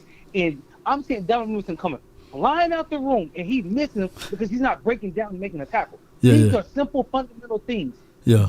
I need people who want to learn and want to understand stuff. I don't need people who sit up here and just cares about the money. Because guess what? Yes, you're in Dallas and you're going to make a bunch of money. Yeah. Cool, I understand. But you have to also want football. You have to have that mentality, that dog mentality that, hey, I'm not getting my ass kicked today. No. This ain't about to be one of them games where we going to get destroyed. You have to have this type of players' mentality. And Jerry needs to get a leader of men. Simple as that. There's no way in hell Dan Campbell is beating the crap out of every single person he's coming around with. You know how he's doing it? He ain't doing it by sit up here smashing watermelons and who he is. He's doing it by sitting up and letting these men know that, hey, at the end of the day, even with Jared Goff throw 5 interceptions, we still going to find a way to win that game. You want to know why? Because it's about heart and it's about grit. That's what it comes down to in that field. Man, good call for you. Man, let me lock you in. What's your name, fam? You know? Deshaun. Hold on. Let me get it right here. Deshaun. Okay, hold on. Deshaun. All right. Deshaun. Appreciate you, man. You killed it, man. You call the other day right here, bro. That's Deshaun. Put your hands together for him. I think what Dan Campbell did is a lot of times people love to take shortcuts to success. They will look at Dan Campbell and say, oh, man, look at what he did in such a limited time, small time. No. They built that brick by brick. Just like his first year. He wasn't successful in his first year. He wasn't successful in his second season. Third season, hey, he started blossoming. He started blooming a little bit. And now, look at his team. He assembled a coaching staff of former players. Aaron Glenn played the game. Ben Johnson played the game. He himself played the game. And you can say as stubborn as he was last year, he kept going forward. But that's the mindset, biting the kneecaps off and stuff like that. And it took drafting too. They got a DB. They replenished and they replaced. When they got rid of Williams, they made sure that they got another hammer. Montgomery, and Gibbs, that's a good combination. And what they do over there is not what we do over here. If we had Gibbs here, we'll be trashing Montgomery. If we had Montgomery here, we'll be trashing Gibbs. We always do that here. We can't have good things over here. It's always comparison, which is the thief of all joy. It robs us. When we had good things, literally, we get rid of it once we see things blossoming. Oh, man, Amari Cooper, he good now, but let's get rid of him. We got CeeDee Lamb now, right? That's how it is, man. Unfortunately for the Cowboys, we had that version, of Montgomery and Gibbs, but we squander it. We wasted it, by having a guy who just now learning how to call plays. Now, you know, people can say that, hey, Kellen Moore calling plays good now. But we didn't use 2 back sets. We used Zeke. Then once he got tired with 25 or 26 touches, then we gave Tony Pollard 2 or 3. Let me know if I'm lying. And now Tony Pollard, he's doing great things, but he on a losing team too, though. It's crazy. I got my guy from the 623. You're live on the Nation. Adam, talk to me. Hey, Law, can you hear me okay? Yeah, I can hear you. You muffled a little bit, but go ahead. All right, so let me know my muffle digresses, but I want to say, as a nation, you know, we're far from our glory, and I feel using that 6 winningest statistic is a slap to all of our faces. For like the last 30 years, we only have played it for 4 playoff wins in totality. It's just an embarrassment to the whole franchise as a whole, and we should frown upon our front office. But let me get this point out. I'm a firm believer. You know, our fan base, as spread as we are, we're not as strong as what we need to be, because I believe there's too much segregation. You know, I don't hear these other shows, like all your other shows, this whole Dak versus Cooper Rush, Dak versus Trey Lance. Creates too much segregation. And segregation breeds manipulation, because you leave that whole void of ambiguity and misinformation to be spewed out about our quarterback on this team. So at the end of the day, it doesn't matter who we have. You still need to run the ball and stop the run. You still need to have those things. And I feel, you know, there's 3 people in life you can have, and I can relate to the coaching staff. You can have someone that lights a fire under you. You can have someone who sets you on fire, and you can have someone who puts the fire out. I like that. And what we have is someone who put the fire out. You know, first 3 years, we can argue he lit the fire under the team. Not because he was a leader of men, but because he tried things outside the box. But as soon as he tried things outside the box, we tend to put that fire out and say, no more. No more. And so, ultimately, what kind of winning formula is that if all we're going to do is epitomize the same thing? You know, we don't build upon what we believe. You know, our faith is just one as fans, and I believe, you know, us fighting each other, going back and forth. You know, I know Hot Boy 95. I know Zach Delusional. I know Brandon. I know all my haters. Because you know what they say? They said keep your friends close, or keep your enemies closer. So, with that being said, I love my enemies as much as I love my friends. But at the same time, I don't hear that nonsense out, because at the end of the day, look what we have out there on the field. We have Trey Lance, Cooper Rush. We have a $5.5 million quarterback. $8 million we're paying for those guys. We could put that on another running back to build the team. But in closing, what is our counter? What can we do? Yeah, what is our counter is Travis, is Ashton Dempsey, is Ted McMillan the answer? I don't know. But is any coach that is to come to fill that void the answer? I don't know. Because we still have the same thing that was there for the last 30 years. And that is the front office. Appreciate you, Bob. No doubt, man. Good call from you, man. That's my guy, Adam, man. Always bringing in some good words of wisdom and these sorts of things. Let me go to I'm going to pull up this right here. This is Dan Campbell's resume, by the way. Shout out to Dan Campbell. Just want to bring this in for reference points or what have you. Let me pull this around. Pull a string and I wink at you. I'm your puppet. I'm your puppet, baby. All right. Boom. Here we go. All right. So we're going to look at this. He started off Miami 5-7. He then goes to Detroit as a head coach there. He started off 3-13. you guys would have crucified him then. 3-13, and then 9-8. Oh yeah. He wouldn't have made it. He wouldn't have made it to year 3. Them 8 losses. We were complaining when we had 5 losses, dog. Y'all know I'm telling the truth. Y'all know I'm telling the truth. And then 12-5, yes, and now he's 9-1. 9-1. Bro, bet my bottom dollar y'all would have been mad at him in 2021, 2022. Y'all would have been really extremely mad. And then in 2023, you probably say, hey, fire him, man. Fire him. He went for it on whatever downs, Boy, y'all don't have these type of patience.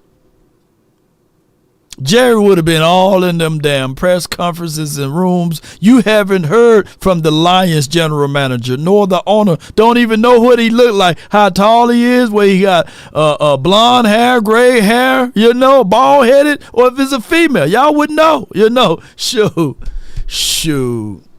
But and then the 3-letter, 4-letter networks, boy, shoot.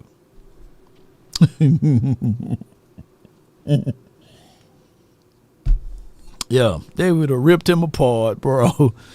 So it is what it is, man.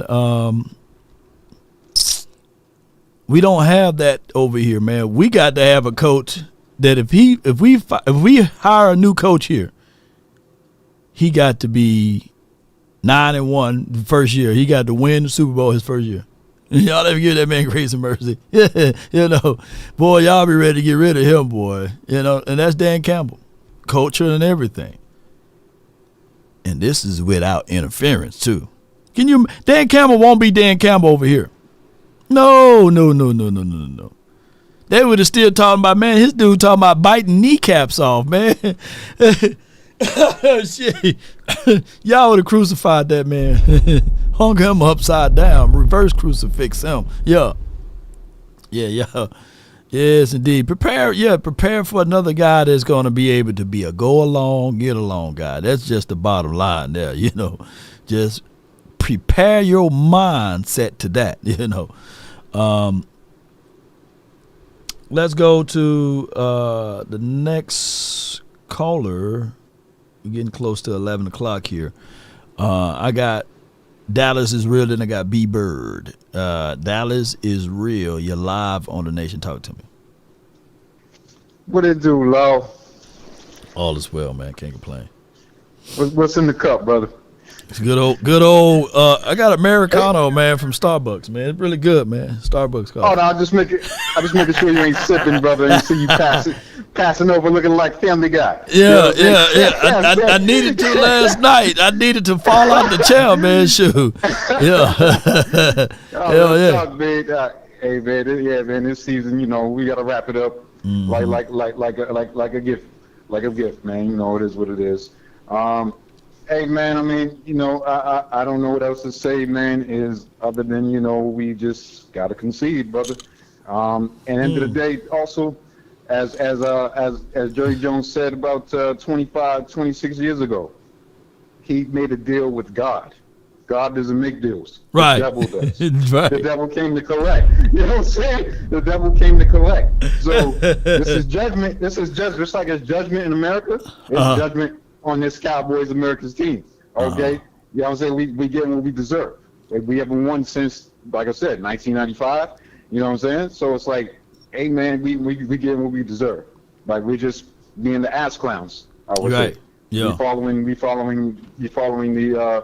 the shepherd to the we follow him to the grave. Like, I mean, like I said, I'm gonna be a Cowboy fan for life. Right. You know what I'm saying? But at the end of the day, I hate drowning. I hate drowning in a Titanic, brother.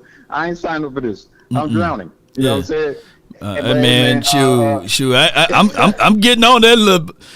Instead of playing the violin, going down, I'm breaking that thing in pieces. I'm gonna lay flat on this mug, man. Exactly. I live and die. I live and die by it. Yeah. But other than that, I mean, at this point, bro, man, we just gonna have to see what we can do in the draft. That's just what it is, and hopefully, Dak is healing successfully, and he gets the person that the doctor that did his surgery, hopefully have blessed hands, and he's going to get well hopefully next year, and we see what we can do as far as the offense in the draft, and do something with this defense.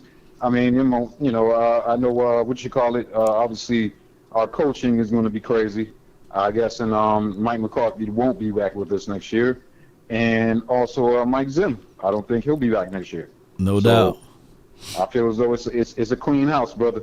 So hopefully we can figure it out by next year. But yeah, this year is a wrap. But it's a wrap. Hey man, I mean, I guess the Eagles got the house this year, man. I'll give it to them. I'll give it to them, man. They got the house this year, brother. Bump them Eagles, man. Shoot, I'm Dan Campbell all the way there. Shoot, some silver and blue team got to be there. You know, it better not be them damn Eagles, man. Boy, I now we got we got to keep it even, brother. We got to keep it even. You know what I'm saying? We in the house. We in the NFC house. Nah, hell no. To the no. Hell no. Appreciate you for calling in, Dallas, man. Appreciate you, bro. Yeah. All right, no problem, brother. All right, man. God bless you, brother. God bless you too, but man, I ain't finna be. No, I don't give a dog. No. I'm ready for what? Nah, I ain't gonna say Washington. No. Nobody in the NFC East. Shoot, I'm greedy. I don't want nobody to win right now. Shoot. Let the Vikings, boy. Yeah, let the Vikings win, man. Let the Green Bay. Nah, I don't even like Green Bay like that. Damn. But right now, as they say, misery love company. Me and Twin Maker, boy. Hey, the battle of the bottoms. We ain't gonna be at the bottoms over here. It's gonna be the Giants over here, and the Twin Maker. Hey, that battle of the bottoms. Yeah, Twin Maker, boy, he still hurt, but as long as this 49ers don't win, I'm okay. As long as the 49ers don't win, I'm okay. But come on, Detroit. Come on, Detroit Lions. Come on with it. But, hey, my guy, rooting for the Eagles, man. You get nothing. You lose. Good day, sir. Good day, sir, man. Shoot. Boy, it's been a long season, man. But, let's go Lions. Jeez. B-Bird for the 409. What's on your mind, man? Hey, what's up, Law? Appreciate the show, brother. Appreciate you. Hey, so it's just it's NFC, we can't ever go for 49ers, Philadelphia, Washington, Green Bay. It's just certain teams that we don't want to win. That's why I've been putting for Kansas City every time they go there. Right. And on the AFC side, it's Pittsburgh and the Texans. We can't. And for me, to a degree, it's them damn Denver too, man. I can't stand them Denver Broncos. Oh, really? Yeah, they've been a thorn in my side for the last 25 years. They have been. Yeah. And so I listened to a few calls ago, and he was saying that we need to draft some dogs. But I actually think you got to realize that over these years we've drafted some dogs. But I'm culture guy. Yeah, right. The thing about it is if you draft if you go get the most ferocious lion out the jungle and you bring him over here and put him in like a zoo, feed him 3 times a day, give him water on demand, and give him a whole bunch of lionesses, then you take him back 4 years later and put him in the jungle, he can't hunt no more. No, he can't have it no more. He's been domesticated. So we get guys come from college that's hungry, man, but they get in this soft culture, man, and they just acclimate themselves to that culture. And so next thing you know, they got some softness in them. So we drafted some, but I think our coach was softening them up. One of the things I was gonna say, man, is that you talked about something that I hit upon in talking to Scott. I say, you look at Tomlin in Pittsburgh, and you look at Harbaugh for the Chargers. Those rosters hadn't changed. But what has happened is those two teams have leaders of men, and on the front office, I couldn't pick those guys out of a lineup. They just quiet, and they let those guys lead. That's the issue in Dallas, man. I don't care who you get in here. Jerry gonna have to let those guys lead, man. And that's what's been our issue the whole time. Yeah. So I mean, I'm just saying that you can look at Pittsburgh and see that they don't have this crazy good players. But what they got is they believe in that man that's in front, right? He's calling the shot. They believe in it. And you know what he does? What he do? He holds his players accountable. He holds them accountable. There's no accountability here in Dallas, man. And Harbaugh's the same way. Everywhere that guy's been, man, that guy's been successful. He's not an offensive guru or defensive guru or anything like that. But what he does do is get those guys to play to the utmost of their ability, and they turn it around. Yeah. And the last thing I'll say, Lord, I know you're pressed for time. I've said this on this show before, but if you go look at these groups, O-line, wide receiver, tight end, QB, running back, and then on the defensive side, defensive line, linebackers, and DBs.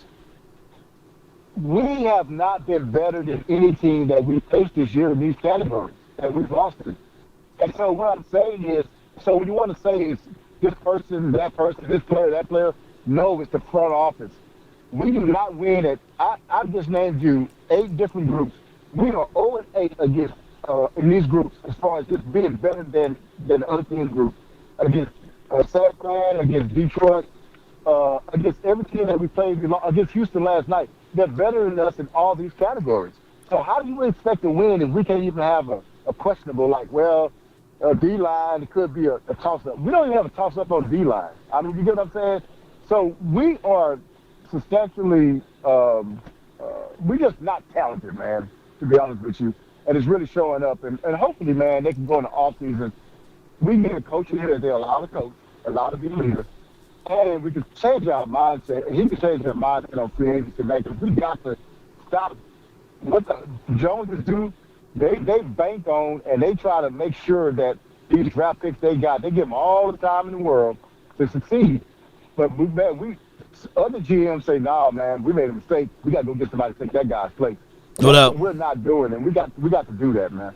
No doubt, B-Bird, man. You're always a great call, man. I thank you so much for your support and your wisdom. Yes, indeed.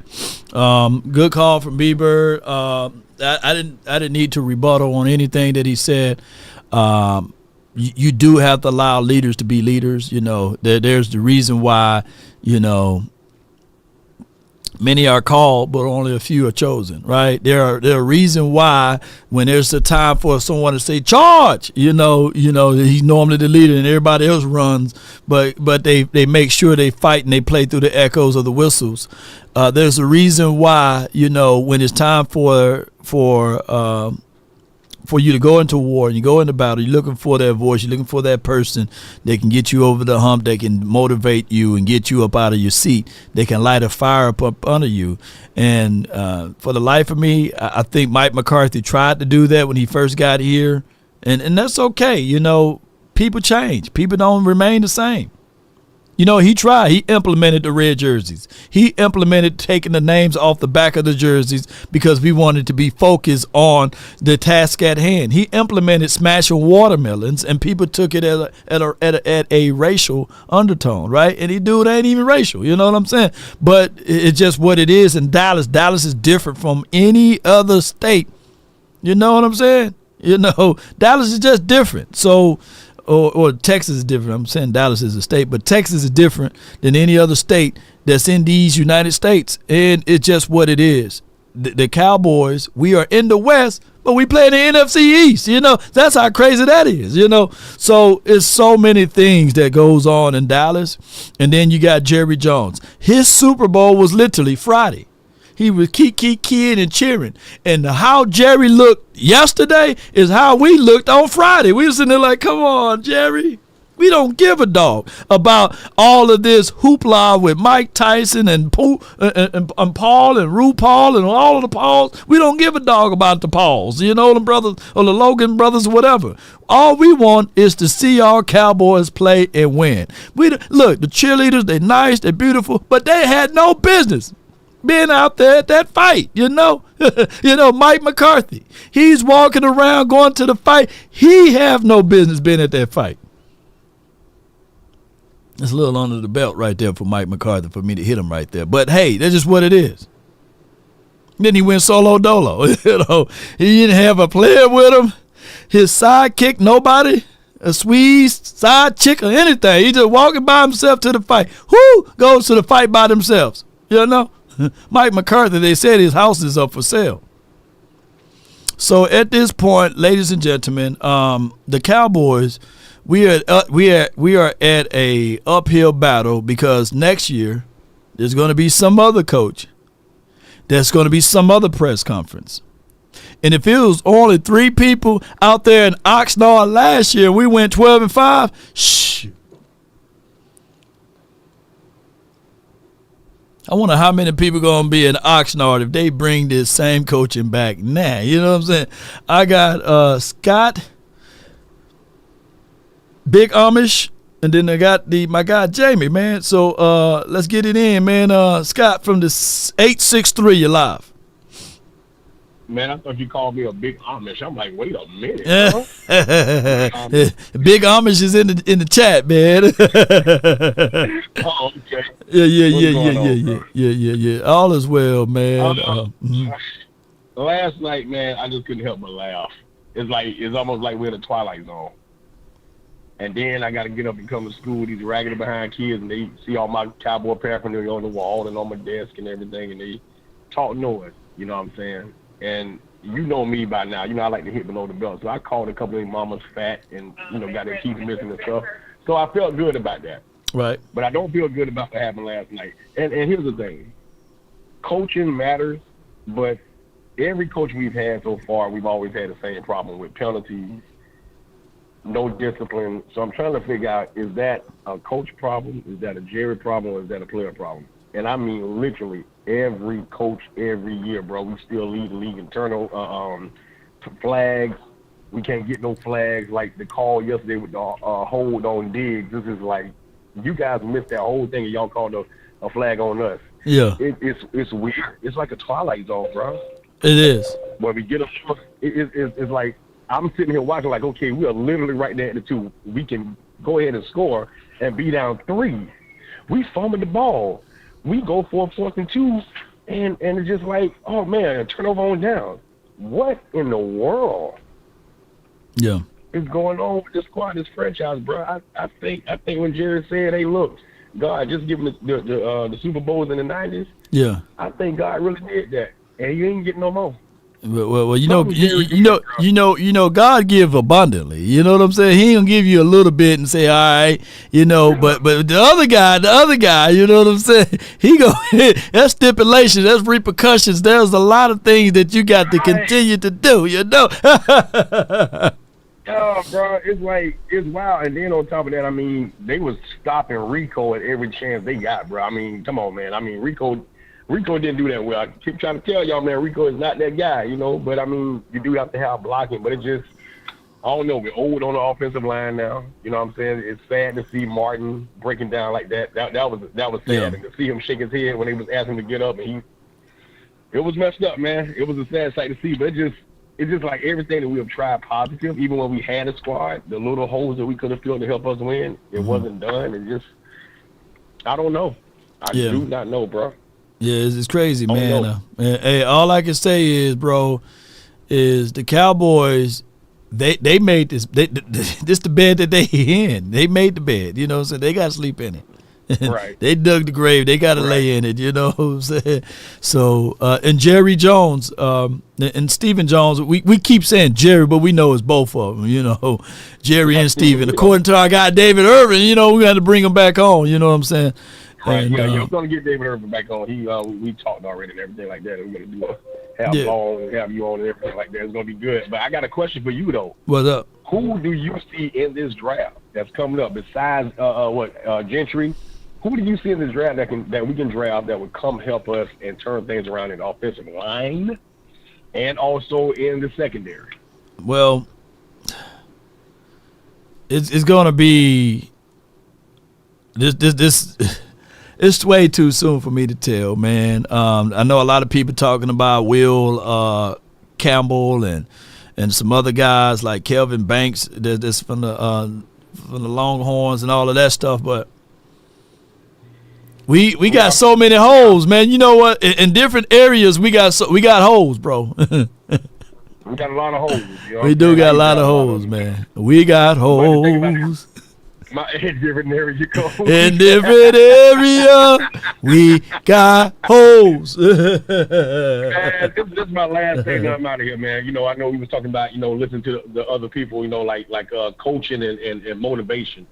And if you're motivating someone, even in dating and even in doing the do, you're motivating, you're making the noises, trying to help them get there and all like that. That wears off after they're not performing like they should.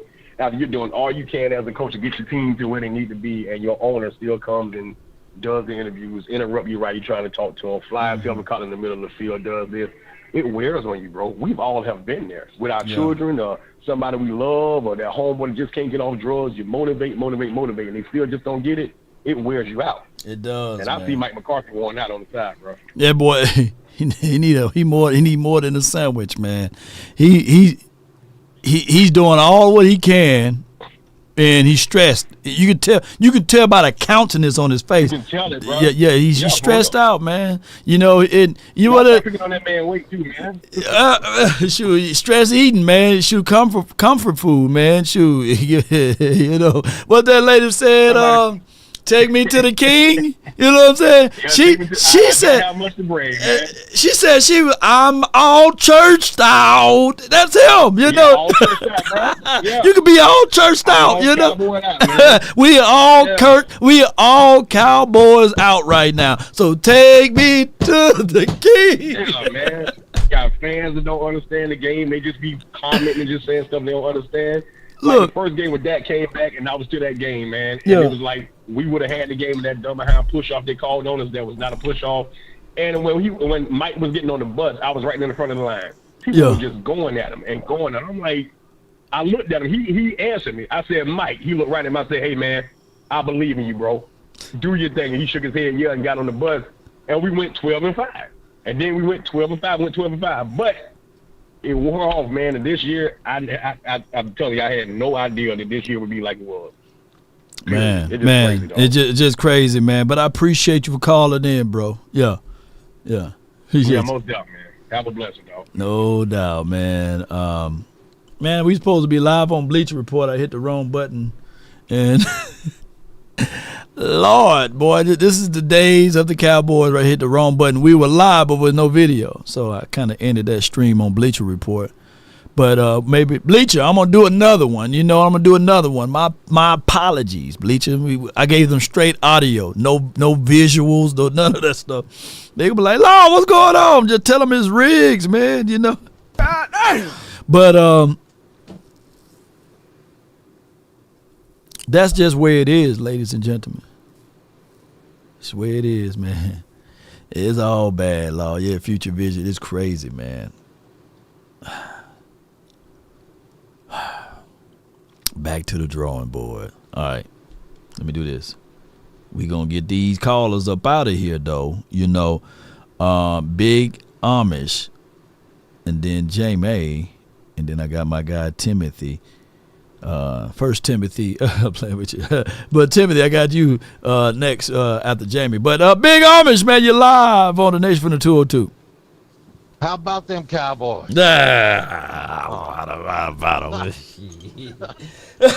P.T. Barnum Jones. His sales pitch is gone south.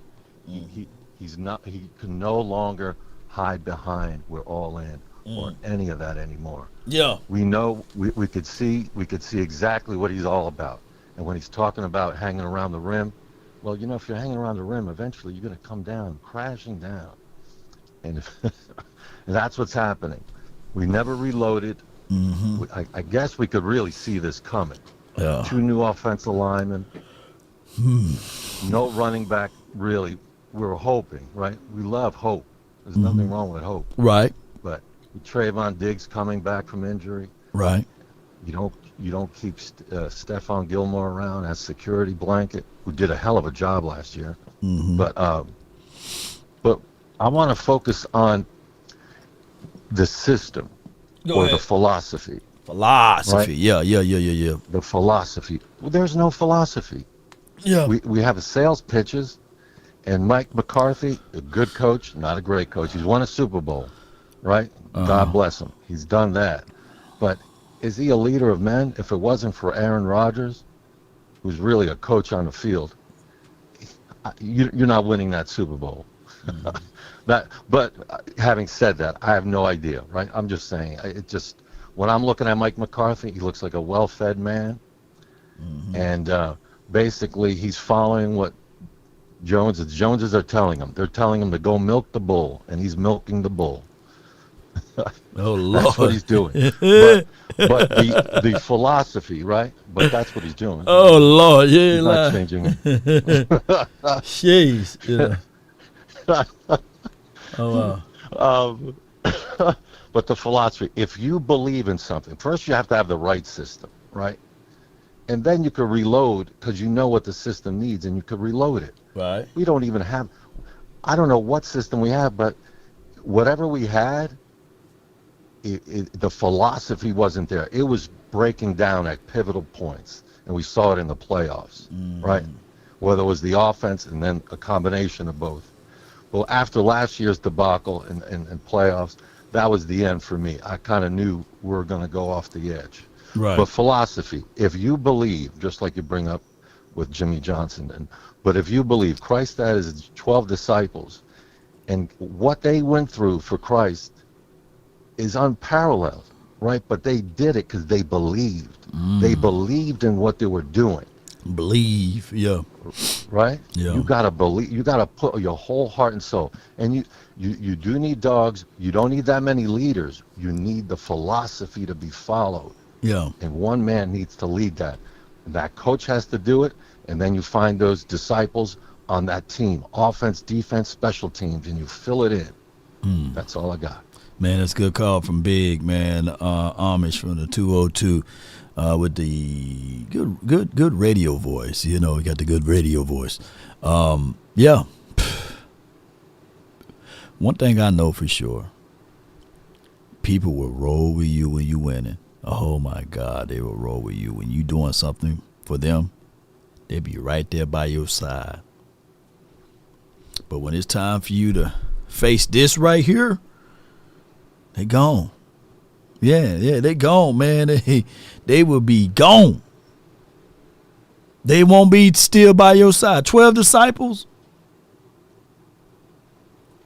Only one on the cross. 12 disciples, but only one on the cross. You know, it should be 12 of them on the cross, right with them, right? But people will roll with you until it's time. That's why you get you a Mary or a Martha. Them ladies gonna stick beside you. You know, them ladies, man, they gonna stick right there. They're gonna be feeding you. They're gonna be making sure, oh, that's my baby up there. They're gonna try to give you some water and everything else. But some people ain't gonna roll with you, man. Some people gonna be like, man, you know what, man, you know, I don't know him, man. Shoot. Yeah, I don't know this dude right here, man. Yeah, you know, I don't know about him. You don't know about law. Yeah. Yes, I don't know about law that much, man. I ain't gonna roll with him all the way. Man. I'm just gonna just look at him, you know. I take a picture of him while he up there, but I ain't gonna try to get him down or anything. I ain't finna go to war with him, you know what I'm saying? But when we were rolling, shoot, we were feeding people with fish and bread and everything, walking on water. Yeah, that's my dog, law, man. Yeah. 2,000 folks, man, getting 2 pieces of fish and bread and everything and feeling good. Where them 2,000 people was at when it was time for me to go through the process, though? Where they at? You know what I'm saying? That's where we at right now, Cowboy Nation. Shoot. Jerry Jones done divided his team so much for the dollar that people, I look at the chat here and there, and people still talking about Dak whack, Dak suck. As if this team is doing a great job now without him, you know. It's crazy, you know. Bear 24 said women be on the front line. Yes, indeed. Yes, indeed. Women be on the front line with you, you know what I'm saying? And not everybody got that humility with dignity, too.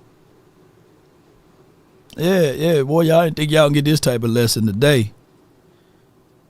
But man, I ain't saying that prayer. Let me be more like you. No way, Jose. You know, it's another way you can get in there because I ain't finna be more like him. No, to know, put it like this: to know your enemy, to know the person that's gonna stab you in your back, to take the good oil and a good wash rag and water and soap and all of that good stuff that they had back in those days. To wash the enemy feet? No way, no way. No way, no way, Jose, boy. ain't me right there. Nah. But I got my guy, man. J May from the 774, and then Timothy from the 469. But J May, man, you're live on the Nation. Talk to me, bro.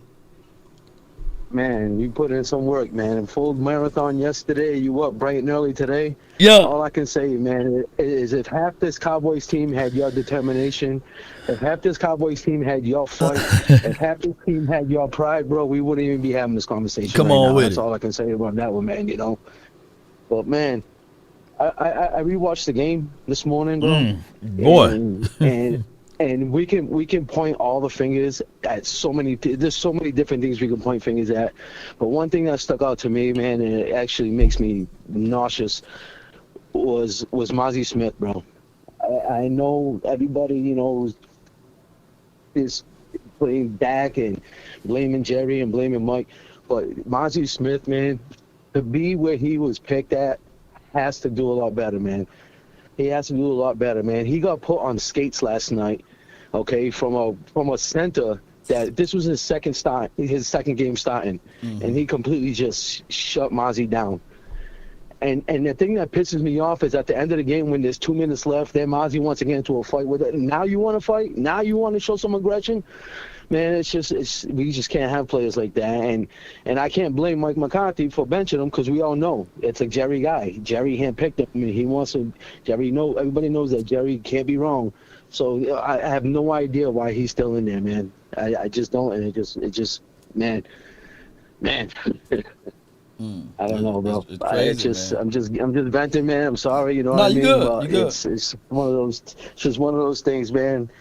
And once again, dude, I appreciate everybody appreciates everything that you do, man. You put in some serious work this weekend, bro, and it shows, bro. It shows. Man, I appreciate you, man. Thank you so much, Jay. That's from the 774, man. Good call from him. You know, somebody saying that the Jets fired their general manager. That ain't the news that I wanted. I wanted to hear the Cowboys fired their general manager. But what they trying to leverage for? Where he at? They won 3 games.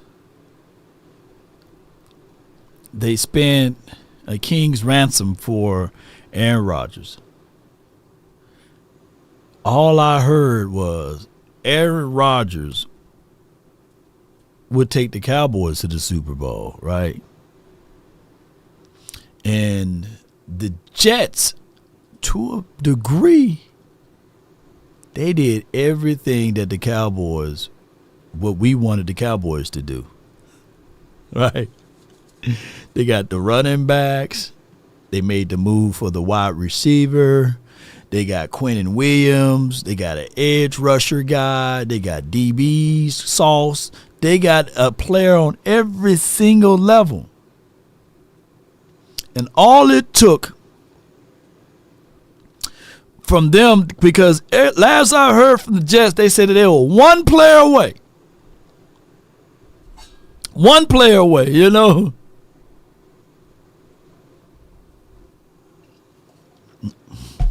I guess they wasn't. Right? I don't want to bang on the table too much because then they will be like, "No, wait a minute. No. Because that's what we want to do. We want to do all of those things.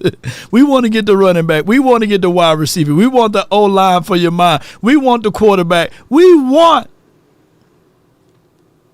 Sauce and them, you know? Baby, we are the Jets. We just not green. We just a prettier jet. That's what we are over here in Cowboys land. Matter of fact, in the last 25 years, the Jets are better than us in the postseason. You know, so we are the Jets. So when people talk about banging on the table to tank, you're going to be looking just like the Jets. Yeah, you're going to be looking just like the Jets. Because we are the Jets. We are, basically. Just a better version. You know what I'm saying? That's what we are. You know what I'm saying? No. Now I'm awake now. Come on, bro. Come on. Oh my gosh, man. No law, please. No, I'm just calling it out, man. Baby, TA, don't shank me with the butter knife. I can't see right. I got the sun in my eyes. You know what I'm saying? But those are the realities of it, though. So what we need to do is go get Robert Saleh, wherever he's at. Let's figure out that GM over there. He was making some moves. I don't see no problem with issues of talent, right? They just can't win. They snake bitten. They cursed over there too. Maybe they got something dealing with their organization, a black cat or something like that. From the 469, what's on your mind? Timothy, you're live. Oh, you listen to the Cowboy preacher. I got something to say. I'm telling you right now, man. Oh, man. When you walk in your home and when it's dirty, the trash got to be taken out. Mm-hmm.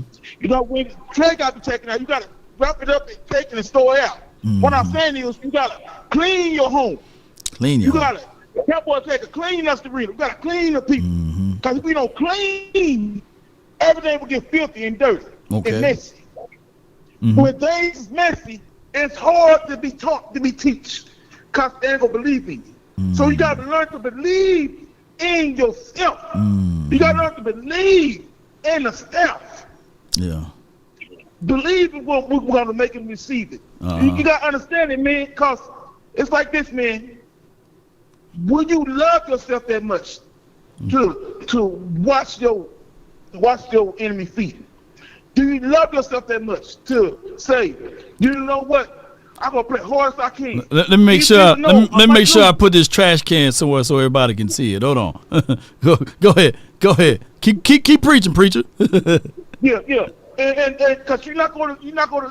I'm telling you now, you're not gonna receive it unless you believe it. You have to learn to watch your enemy feet. You have to learn to stand up tall or not at all. And say, no what? I'm going to stick by my team. I'm going to stay by my team. And I tell you, Jerry Jones right now, Jerry Jones, if you need a coach, hire me. I'll be a coach for less money. I would teach these boys how to be men, but teach these boys how to have respect, how you respect each other. Yeah. Because they got to talk. If you don't teach that, no one ain't going to know. Yeah. Like a little boy growing up in school, you have to teach that boy how to be a man, to learn, to teach, and to stand and say, you know, when you're wrong, you're wrong. When you're right, you're right. You have to stand up alone and handle what you go through in life. We all got to do it. So if you complain 24/7, it's not going to work like that. Life don't work like you're going to complain. Bills need to be paid. Means you got to get out there and work. You got to get out there and do it. Yeah. Because if you don't do it, man, it's not going to happen. It's not going to happen. So you got to stand up tall or not at all. Come on with it. You stay with a boy. That's how it goes, man. That's how it goes. Appreciate you, man. Thank you so much, man, for your words, man, and all of it stuff, man. Appreciate you, bro. All right, no problem. All right. Bye-bye. Yeah. Bye-bye.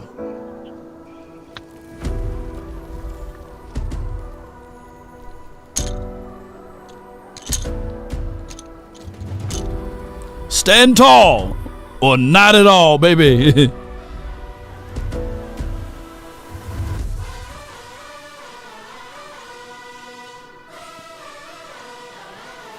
Come on with it.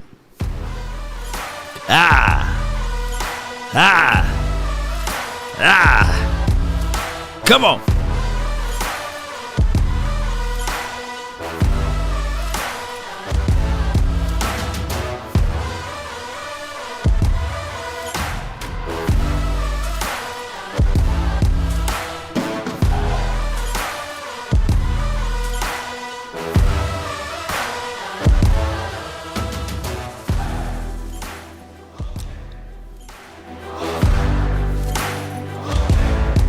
The next caller I got on the line from the 206 Magic City.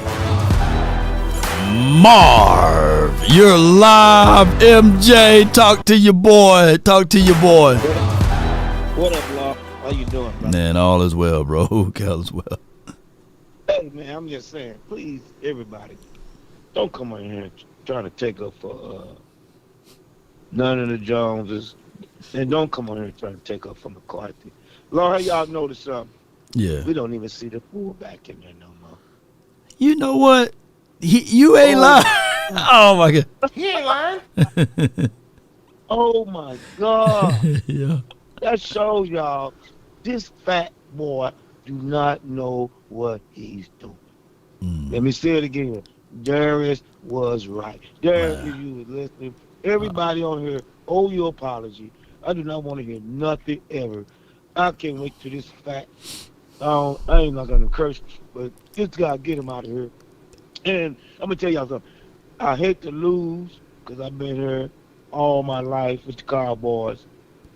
I'm 61, so I'm an OG. And it's time we need this beat down. So I love the way that misery on his face. And we just keep getting thumped and thumped. Let them keep thumping. And you got to get rid of all them quarterbacks. Only person you can bring back is Dak because of the contract. Dak, only way Dak is going to get better, y'all, is by having that offensive coordinator from Detroit. If y'all come with this foolishness and bring Witten here, or his son, probably his son from Philly, gonna be the same old beatdown. We ain't never gonna win. Because this man is hard-headed. He want yes man. I told y'all, who else got yes man? Who just won the president? He got all yes man. So everything gonna happen to us. You know your grandmama said, when you stick your hand in doo-doo, you get doo-doo. So we about to get doo-doo again. If this dude don't get out his pride, get his ugly butt out the way, and put that Ben Johnson so you can have, because you got receivers. You shot number 80. 80 could ball. You know what I'm saying? And no fullback. And then you got to get Steele out of here. Steele is horrible, y'all. No doubt, man. I appreciate you for calling in, bro. In closing, you know, I'm here for the Cowboys for life. I'm a Cowboy, and just hope that we get a good coach. How about the Cowboys? How about him, man? That's my guy, MJ. For the other 18 folks that's in here, man, we'll catch y'all on the rebound. I appreciate everybody, man, for your support, your love, adulations. I see you, Point Dexter. I see you, Casper Edwards, man. All of y'all, man. All of y'all. 469 for your mind. I saw you in there, man.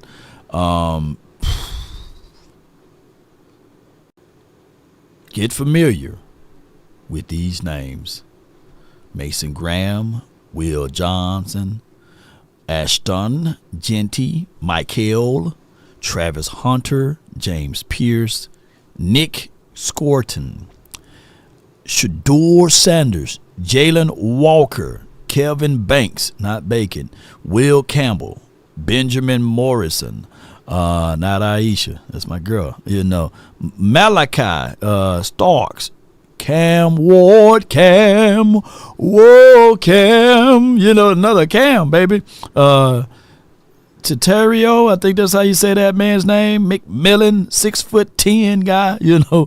Trey Harris and them, my Mississippi boy. Nick, he's a safety. You better not go get no safety, you know, unless he's BPA. Kenneth Grant, you know, Luther Burden, Derek Harmon, and that's about it, man. These are like your top 25 draft picks. They say that there's about technically maybe 12 true first rounders in every draft, 12 or 15.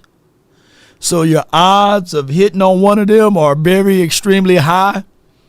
Just don't get a Mo Claiborne. Shout out to you, Mo Claiborne. I know the Claibornes watch the channel and everything, but just don't get another Mo Claiborne, you know. And I blame Dez for Mo Claiborne lack of confidence, because you got to have confidence. And you can't guard me, you can't guard me, you can't guard me, and your voice squeak when I talk to you. You know, Dez done destroyed Mo Claiborne. That was the reason why Mo never got to where he's supposed to be at. I blame Dez, you know, but. Luther Vandross, you know what I'm saying? So Marvin Gaye, you know. So I'm not. All love show VIPs is. Yeah. So hey, I can't wait to talk to my brother, the Twin Maker, and get these things going, boy. As they say, misery love company right now. We about to find out, baby, because at the end of the day, the Dallas Cowboys in all its splendor is where we at because of a lack of sense of urgency, lack of skill set. You can talk about that. We got 2 games in less than 10 days. We got the Commanders coming around the corner, and then we got the backup bowl of Rush going up against his former team, and the Italian. I forgot the other guy. They just benched Daniel Jones. I forgot the other guy that's going to be their starting quarterback. We got that too. So we got some things that we got to get going, ladies and gentlemen. Thomas Johnson said Mo Claiborne beat us to the Super Bowl, though. Yeah, he did, man. That's how it goes, man. But shoot, when he was here, yeah, there was no Super Bowl. It was Super Cup, Super Napkin, Super Knife. But it wasn't no Super Bowl here. Shout out to Bleacher Report. Although, you know, we didn't have the video uploaded there. May have to go back in. I'll reach out to the people over there, all of my people over there, and see if we can get this thing going. Again, DeVito, yeah, that's his name. My bad. DeVito, Tommy and them. You know, Tommy DeVito versus Cooper Rush. You know, come on, baby. The backup bowl, baby. So let's go, Cowboy Nation. And technically, people were saying DeVito is better than doggone Daniel Jones. So we'll see. We'll see, man. Appreciate everybody. Angie says, let me get off the phone before I catch a belt to the ass like the Cowboys. Oh, my gosh, man. We shouldn't be this bad, y'all. We shouldn't be this bad.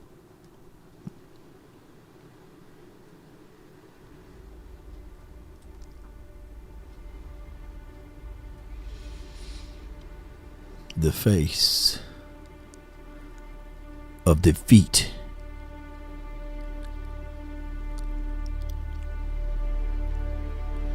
The sounds of agony. The pain that we are in. They say, tell me not and mourn for numbers. And they say, mourn the ideal of the person that you thought, right? Or who they should be. But tell me not and mourn for numbers. Life, Angie, Alex, Future Vision, is but an empty dream. For a soul is dead that slumbers. And things are not what they seem. Life is real, and life is earnest, and the grave is not his goal. Dust I are, to dust return. Wasn't even spoken of this soul, and its broad fields of battle and bivouacs of life. Be not like a dumb-driven cattle, but be a hero in the strife. Lives of great men all remind us that we can live our lives sublime in departing. Leave behind us footprints on the mighty sands of time. As our hearts rewind to these philosophical places, being a thief of words, as we embrace, not warmly, this situation without hesitations nor deviations to the matters of hearts. We say stand tall or not at all. We say to the end of it, we will be here. Fighting, clawing, grimacing of the thoughts, heart, soul, and sinews of our minds, twisted in times by this man called Jerry Jones, hoping that we can pull together the strings that is attached to the puppet master to break away. But it don't seem that way, ladies and gentlemen. Mama said there'll be days just like this, and it is just like that. It is.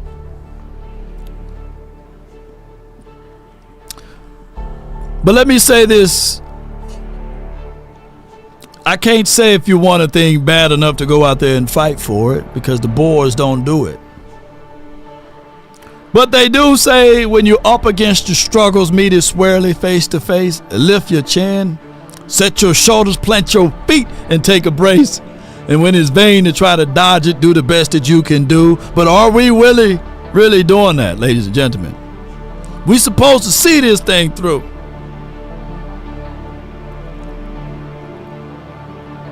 And we can't right now. 3-7 boys. All we got to do is, at this point, and see what's on the other side. That's been my time. I really thank you all for yours. And remember, you're listening to nothing but the best of hits and oldies, magic. Law Nation.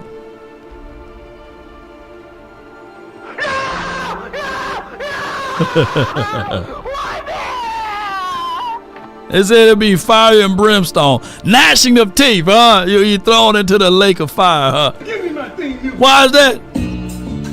Come on, let's get on up out of here, baby.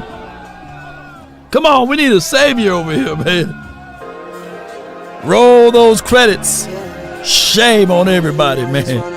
Shout out to you, I Am Awake. I normally say good luck to your team until they play us, but y'all got all of the luck over there now. 2025, baby, keep it live. Come on. Lord, you looking for any positive strings in this thing, right? See, 2025 can be live like 95. What? Yeah. So that's what it is. 2025, baby. We're gonna be live like 95. Come on. Oh my gosh.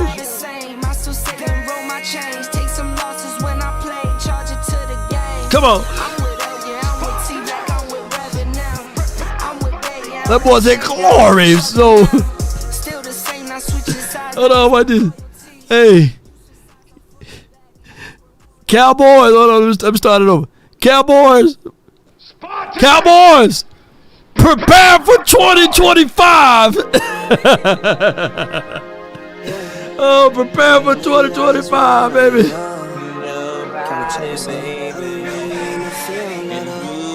Do you like me? I've been working in the field, I wish I never feel like it. I just wanna run it up. Don't need no deals, I make the deal. I have to take it. Belichick! I just wanna run it up. 2025 alive like 95. Come on, baby. Lately, I just wanna run it up. Need them ones, I need them fives, need them tens, I need that change to the safe, got blues inside. Come on with it, baby. Greens and pinks, it's all the same. I still save and roll my change. Wrong one. When I play, boom. To the game. I'm with L, yeah, I'm with T Black, I'm with Reverend now. Who with Law, man? I'm with J, yeah, I'm with Chuck and now. Still the same, not switching sides, now it's who with Law, baby? My loyalty, baby. And that's worth more to me. I mix It's Nike with designer, I experiment. You just rock what's on the shelf and I'm not feeling it. Come on with it. One, but baby girl, it's nothing real as this. Can't trust a soul, I keep a hammer, call it too legit. I've been really in the field, like a rush, I love the feel. Lately, I just wanna run it up. Don't need no deals, I make the deal. Have to take it to a meal. Lately, I just wanna run it up. Yeah. Kinda check the song. Lately, I just wanna run it up. They say. Lately, I just wanna run it up. Yeah. Come on. I just be off the dome. I never own no chrome. Too many foes and clones. Yeah. I'm riding that tank like this, y'all. Hold on, let me move that tank out of the way. I'll be on rolling along. I'm riding that tank like this.